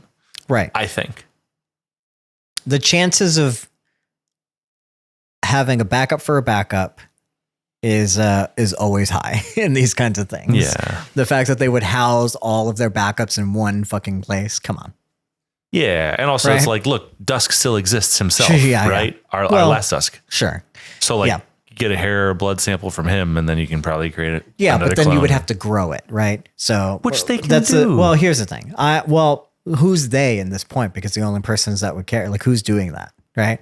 That's the question. Right. So my question is there's a lot of speculation, a lot of thoughts of how Lee Pace or Day could return. Sure. So I have maybe 3, maybe 4 options. Right. One of those options can I got a couple Lee too. Pace return as Daneel instead of Day. Day is dead. Cleon is dead. But Lee Pace does come back as a body of maybe the robots come in time to get Daneel's consciousness. Does she need to return in the same body, or can they be Day or Cleon? Can that be a robot form if they have the body or whatever? Right? I see no reason why not. That's one possibility. Sure. That one's probably like lower on the totem pole for me. Second option. Dawn's still there. And Dawn has ascended today. Yeah, quote unquote. He's going to grow up. He ascended and he's going to grow up. I don't know what the time jump's going to be, but either Cassian is gone or Lee Pace is gone. If this is the question, is it the same? Right. Yeah. Okay. We don't know. We don't know what happens to Dawn, but essentially Lee Pace can just come back as that Dawn, as Day, grown up. And there's Lee Pace again. Unfortunately, that means Cassian's gone. Maybe next season. Who knows? I mean, Empire is supposed to die. Empire is not supposed to be around for the math and stuff. So I think eventually, like, our characters are supposed to die. It just it would suck for me if that's how we lose Cassian this season, because it felt very, I guess, unceremonial. Yeah, I mean, he can get a lot. Yeah. So he's doing a great job. Yeah. Which is why I'm saying, like, I don't like that theory either. I like Dawn being out there and Cassian Stew being out there, but I could see Day coming back as that because I can Dawn, see, but I don't. I agree, because I could also see the Cassian being like, okay, my legs are better. Kick down the door of the palace. Yeah. Murder Dusk. Yeah. Start up the genetic dynasty again. Yeah. Like, that's not far-fetched. Yeah. Right. Or a version, a permutation of that or something like that. Yeah. But yeah. My third one, I've been saying all fucking season, bring back Cleon the First. Mm-hmm. Right? Yep. This can still happen. But although the body is still there. But it looks like Dusk. And we were talking about Lee Pace. Yes, I'm talking about used the DNA of the Cleon as a sample, as we've always been talking about. Right, because Cleon 1 isn't in the same chamber as all the other backup bodies. Yes. He's in his own isolate. I can't remember what they call it, but they have a name for that room. Yeah. Well, it's mostly just like a painting, it's not, they don't use it anymore, so to speak. And it also like houses the AI version of it or whatever. It's a computer or whatever, but the body still exists. The DNA still exists. Yeah.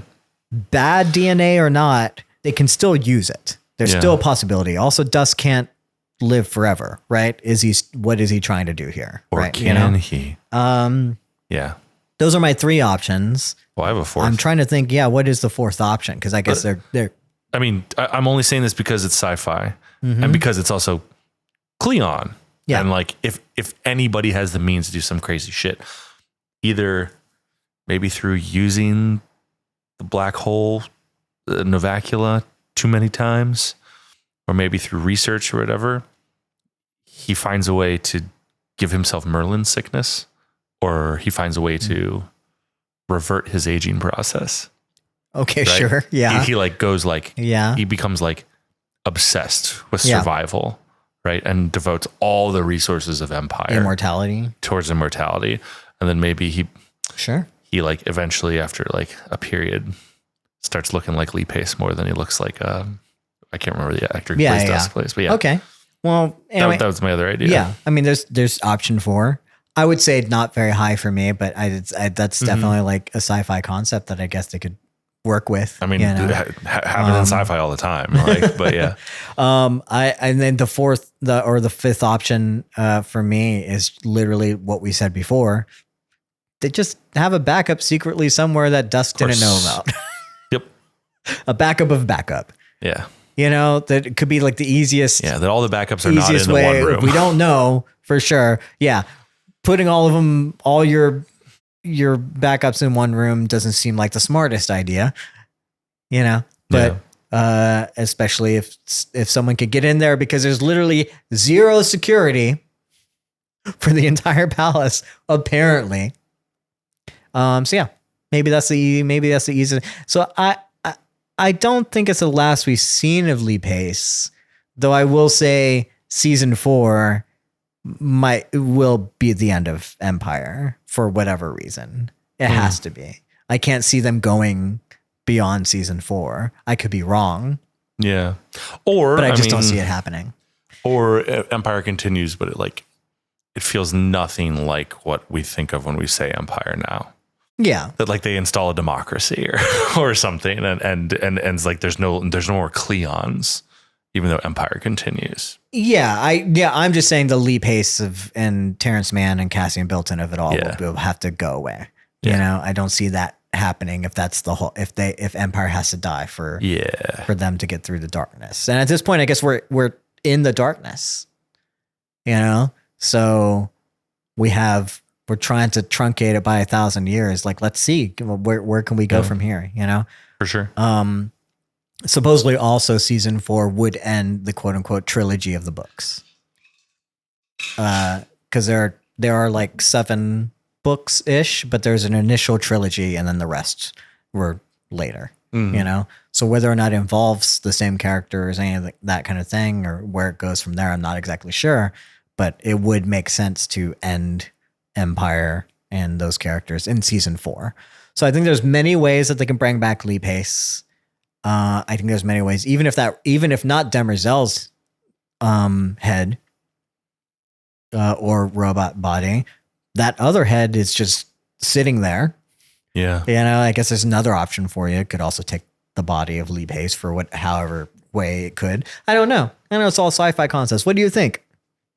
Are they going to bring back Lee Pace? What options are out there for? I think there's many options. I think we're going to see him again. Yeah. Yeah. Don't you? I would be more surprised if he didn't come back than if he did. Yeah.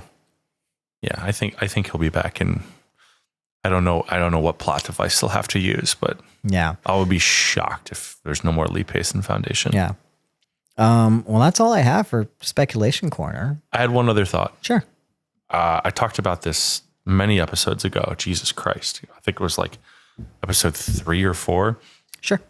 Where I thought one of the main arcs of the season, or not main arcs, but one of the main like final conflict tensions we were going to see would be, at the time, I thought the Mule having a head-to-head with Demerzel, because it's Empire versus Takeover. And also it's fascinating because Demerzel was the one person that the Mule theoretically wouldn't be able to have any influence over because she's a robot.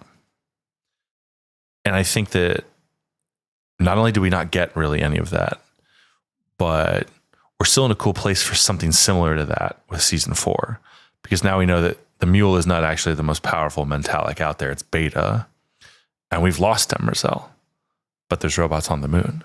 Mm-hmm. So I'm curious if it's going to be like, oh, do we need a robot to save humanity? Like, is it going to be basically, you know, like that Beta is this like super powerful, mind controlling, all powerful badass. Mm-hmm.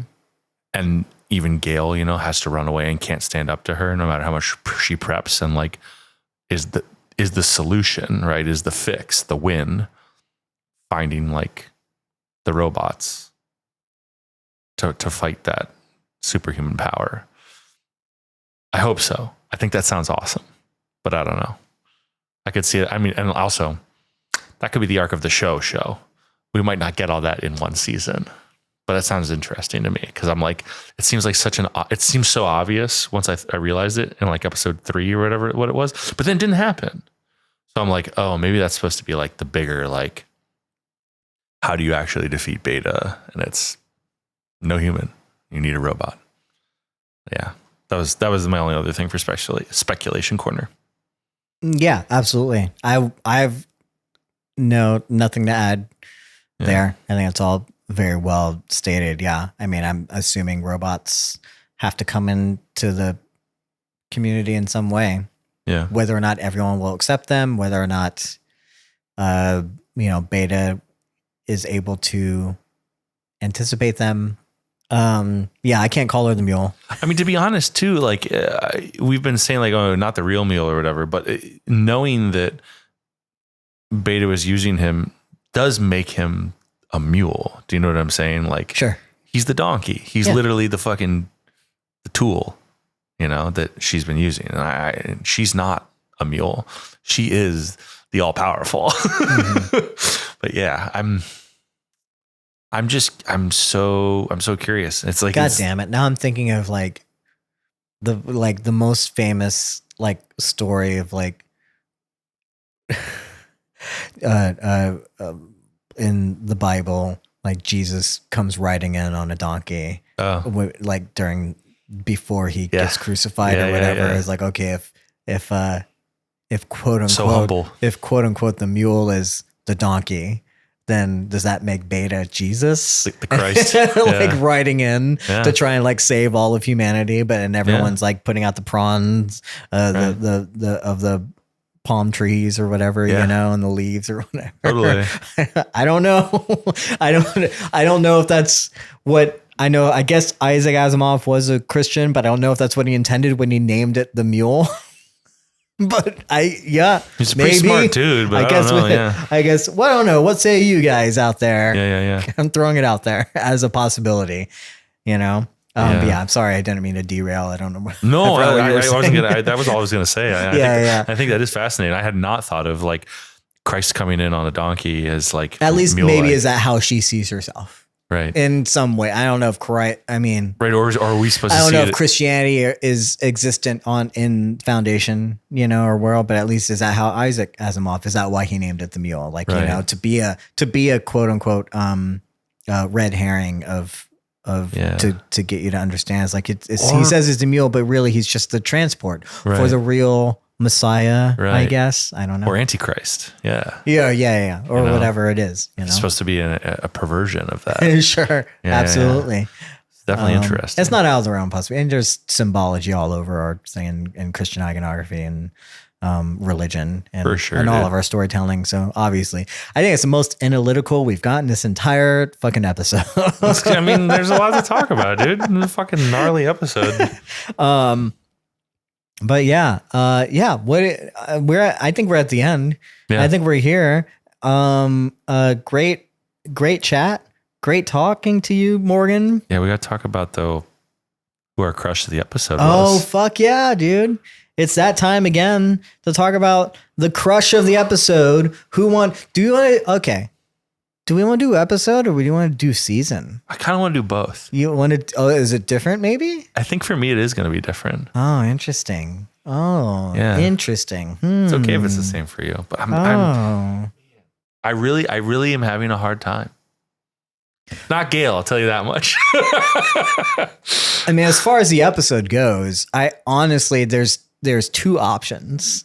Man, yeah, there's two options as far as episode. I would love to give it to the first speaker just because of that the fucking Riz on Troy Kostner. Oh like my God. in his like literally probably time it, I don't know, 5-second scene. Like he showed up and that's all he fucking needed. But unfortunately, it's just not enough for like an episode. It's just, I just can't do that. I agree. I have to give it to Beta. Yeah. Beta for me, that reveal, that twist, everything about it. I don't like her being the bad guy, but oh my God, do I love her being the bad guy. It's like such a great reveal and I just can't get over it. And makes me wish the season wasn't ending. Yeah. you know? And yeah, I mean, accomplished literally everything she set out for the season and is doing way more than the foundation too. Okay. As far as like a character goes. And that actress too, can't wait to see what she does now that she's been revealed. She's going to get a lot of cool shit now. That hopefully will just add layers to what this character and what she can do. For sure. Know? So yeah, that's going to be the crush of the episode. That's going to be crush of the episode for me. Okay. Absolutely. Okay. Yeah. Fair enough. I think that's a great choice. Yeah. If I'm being honest, she's not going to be mine, even though I love her and she's awesome. Yeah. I'm torn because it's between two other characters for me. Oh, I'm surprised. It's either Dusk or Demerzel. Yeah. I mean, she does sacrifice. Demerzel does sacrifice herself for the good of Empire. But then like Dusk is the one that makes shit happen. And like blowing up all those bodies and stuff and figuring out how to get rid of them and then murdering Day. Can I help you out for the season? Yeah. It's got to be Dusk.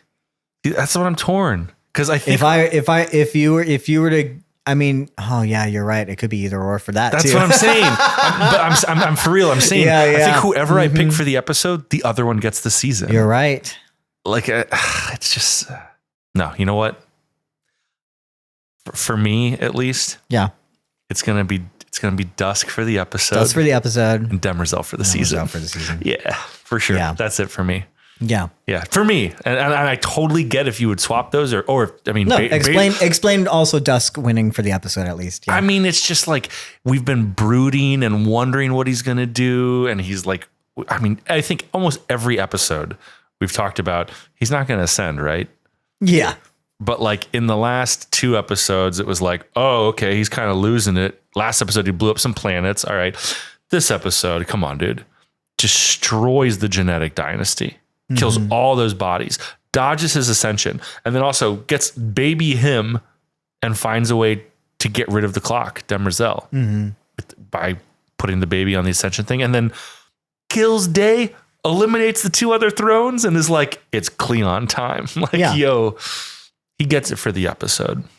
Yeah, absolutely. I mean, no one else wins besides Beta and Dusk. Yeah, I think. Like that's like everyone else gets everything they want. They get like hampered a little bit, but like no, they get through and they fight to the end. Everyone else is pretty much dies. They go out terribly. Like none of the plans go. I mean, which we expected. You know, sucks for our good guys. You know, but also at the same time, like they did it well. Yeah. First of all, Dusk was well fucking dressed Yeah, for that whole thing.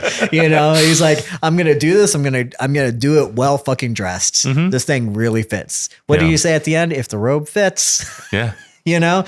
And yeah, and I felt like the same way, like, Beta gets away and she does it in the most Beta way possible. And it's like, how do you, they're king and queen in their own right. Yeah. You know, Totally. and metaphorically and literally and like all those kinds of things. Yeah. I think Dusk really. But pulls it then out. For the season, I'm going Dem. Yeah. I like her performance so much. I think almost all of the most interesting scenes for me involve Demerzel throughout the season. Certainly the most interesting questions of the show for me involve or revolve around Demerzel. Yeah. And then also, like, if I'm being honest, like, first half of the season, I was kind of like, fuck Demerzel. She's kind of an evil robot that's just gonna that has trapped the Cleons forever and is just perpetuating this fascistic dynasty or whatever. Yeah. And somehow by the end of the season, I'm like, I hate that I'm saying this, but I feel bad for her. Yeah. And that's insane. Why, how could you ever feel bad for a robot? But like, I do. And like that self-sacrifice at the end is just so like, tragic, awesome, cool. So yeah, I think Demerzel is my all-star, my big crush for season 3. Yeah, absolutely. I think there's a lot of characters that had potential at the beginning of the season, even midway through. And I think they lost that potential. There was so many ways that I could have put it on Dawn. I could have put it on Han. I could have given it to Torin. And then you could have given it to Beta. You know, I could give it to Beta. I still could, but you're right. In terms of a season, we would probably have nothing to talk about if it wasn't for Demerzel. Agreed. Everything that she was going on, the whole arc, it really was Demerzel's season. Yeah. I do have a quote from Goyer somewhere, but I didn't write it down. But he definitely mentioned like he wanted that change in Demerzel to essentially, and I'm paraphrasing, give you a question of, are these characters good or are they bad? Even though she did bad things in the second season. And but the first season she was clearly like not great. Yeah. And then second season something's changing. And then here it was supposed to be conflicting for an audience to understand like who are these characters and who is Demerzel actually. Yeah. And now we're realizing she's trapped. That she's not as in charge as we thought she was. Especially at the end of the second season when she reveals everything, right? Totally. So there's a whole lot of things with like everything that we thought we knew about it has been changed now that we've gotten to know her. And I think she represented that question for all the characters throughout the entire season. Yeah. And I think that was great. And especially to put all that on a robot. Again, the majority of stuff, this wasn't the most philosophical season for us, but anytime I did come up with something, it was because of Demerzel and whatever she was struggling with, because it reflected us as humans and us as humanity and how we go about things. And I think, I love that performance. I love that performance up until the very end. And like someone literally sacrificing themselves for the good of their directive and their humanity is a sad but noble thing. Compelling. And I hate to see her go, but man, did she go out. Yeah, dude. And I don't know if we'll see at least this version of Demerzel again, but I don't want to make the mistake of the Academy and passing over in the next season 2 years from now when we're giving out our crush of the season. Demerzel's not there. I can't give it to her because she's not around, so I have to give it to her here. Yeah, because we don't know if we're gonna get her again. This really feels like it was Demerzel's season through and through altogether. So I agree. Which also like kind of wraps up like our thoughts on the season as well. That's about all I got. Gives us it. Yeah. Unfortunately, I always say, email us, comment, do whatever, give us your thoughts and stuff. I still would love to see those and hear those. Feel free to comment on the TikToks, all those kinds of things. I don't think we're doing another episode of Foundation. Personal things. I'm like moving. It's a whole lot of different stuff, right? And I got to like get prepared for whatever we're doing next, which is probably going to be Pluribus on Apple TV. The Vince Gilligan show. In the meantime, I'm going to work on some YouTube videos, all those kind of things. So we won't read any questions or thoughts or anything on air. We won't have anything necessarily to talk about in terms of Foundation. But maybe in 2 years, we'll bring it all back. I'm excited. See. This is the worst part about TV, right? Yeah. That I'm like, well, especially this kind of new television, right? Yeah. It's like, did you like it? Cool. Just wait a couple years. Yeah. Lesser on me than previous seasons. I almost wasn't sure. Yeah. if we'd want to come back. And I mean, we'll see. Hopefully David's, Goyer's, whatever he wanted to do, the outline, all the notes will get to the right people, and it'll still be going on strong, and it'll deliver us even a better foundation than what we could have. Now that they know what their limitations are or whatever, hopefully it'll be better. Right. So, I'm looking forward to it. But again, all that said, if you have any questions, comments, or anything, we won't read them on air, but I still would love to read them, and I'll try and reply if anything, and I hope you enjoyed this, and fuck you book readers. Not all of you, just the ones that were being, if you read the book and you are also into the show, you're great. If you're a person that was like, in my comments all the time, I don't like you guys. But everyone else, I'm glad you were here. I'm glad you were on this journey. Thank you so much for allowing me to share my love of sci-fi and swashbuckling and everything else with this season of Foundation. And hopefully we'll have just as good stuff as any next time we come back for this show or another show or whatever it is. Keep on the lookout. Let me know what you want to see. What do you want us to talk about? In the meantime, thank you, Morgan. Yeah, thanks for having me. Thank you, guys. And I'll see you guys around. Thank you for listening to Codependent Content. For updates, you can follow us on social media. And if you ever want to see a video version of this podcast, feel free to check us out on YouTube or Spotify. If you have any questions or simply want to tell us about something we missed, you can email us at codependentcontent@gmail.com. Or just leave a comment on TikTok and we'll get back to you.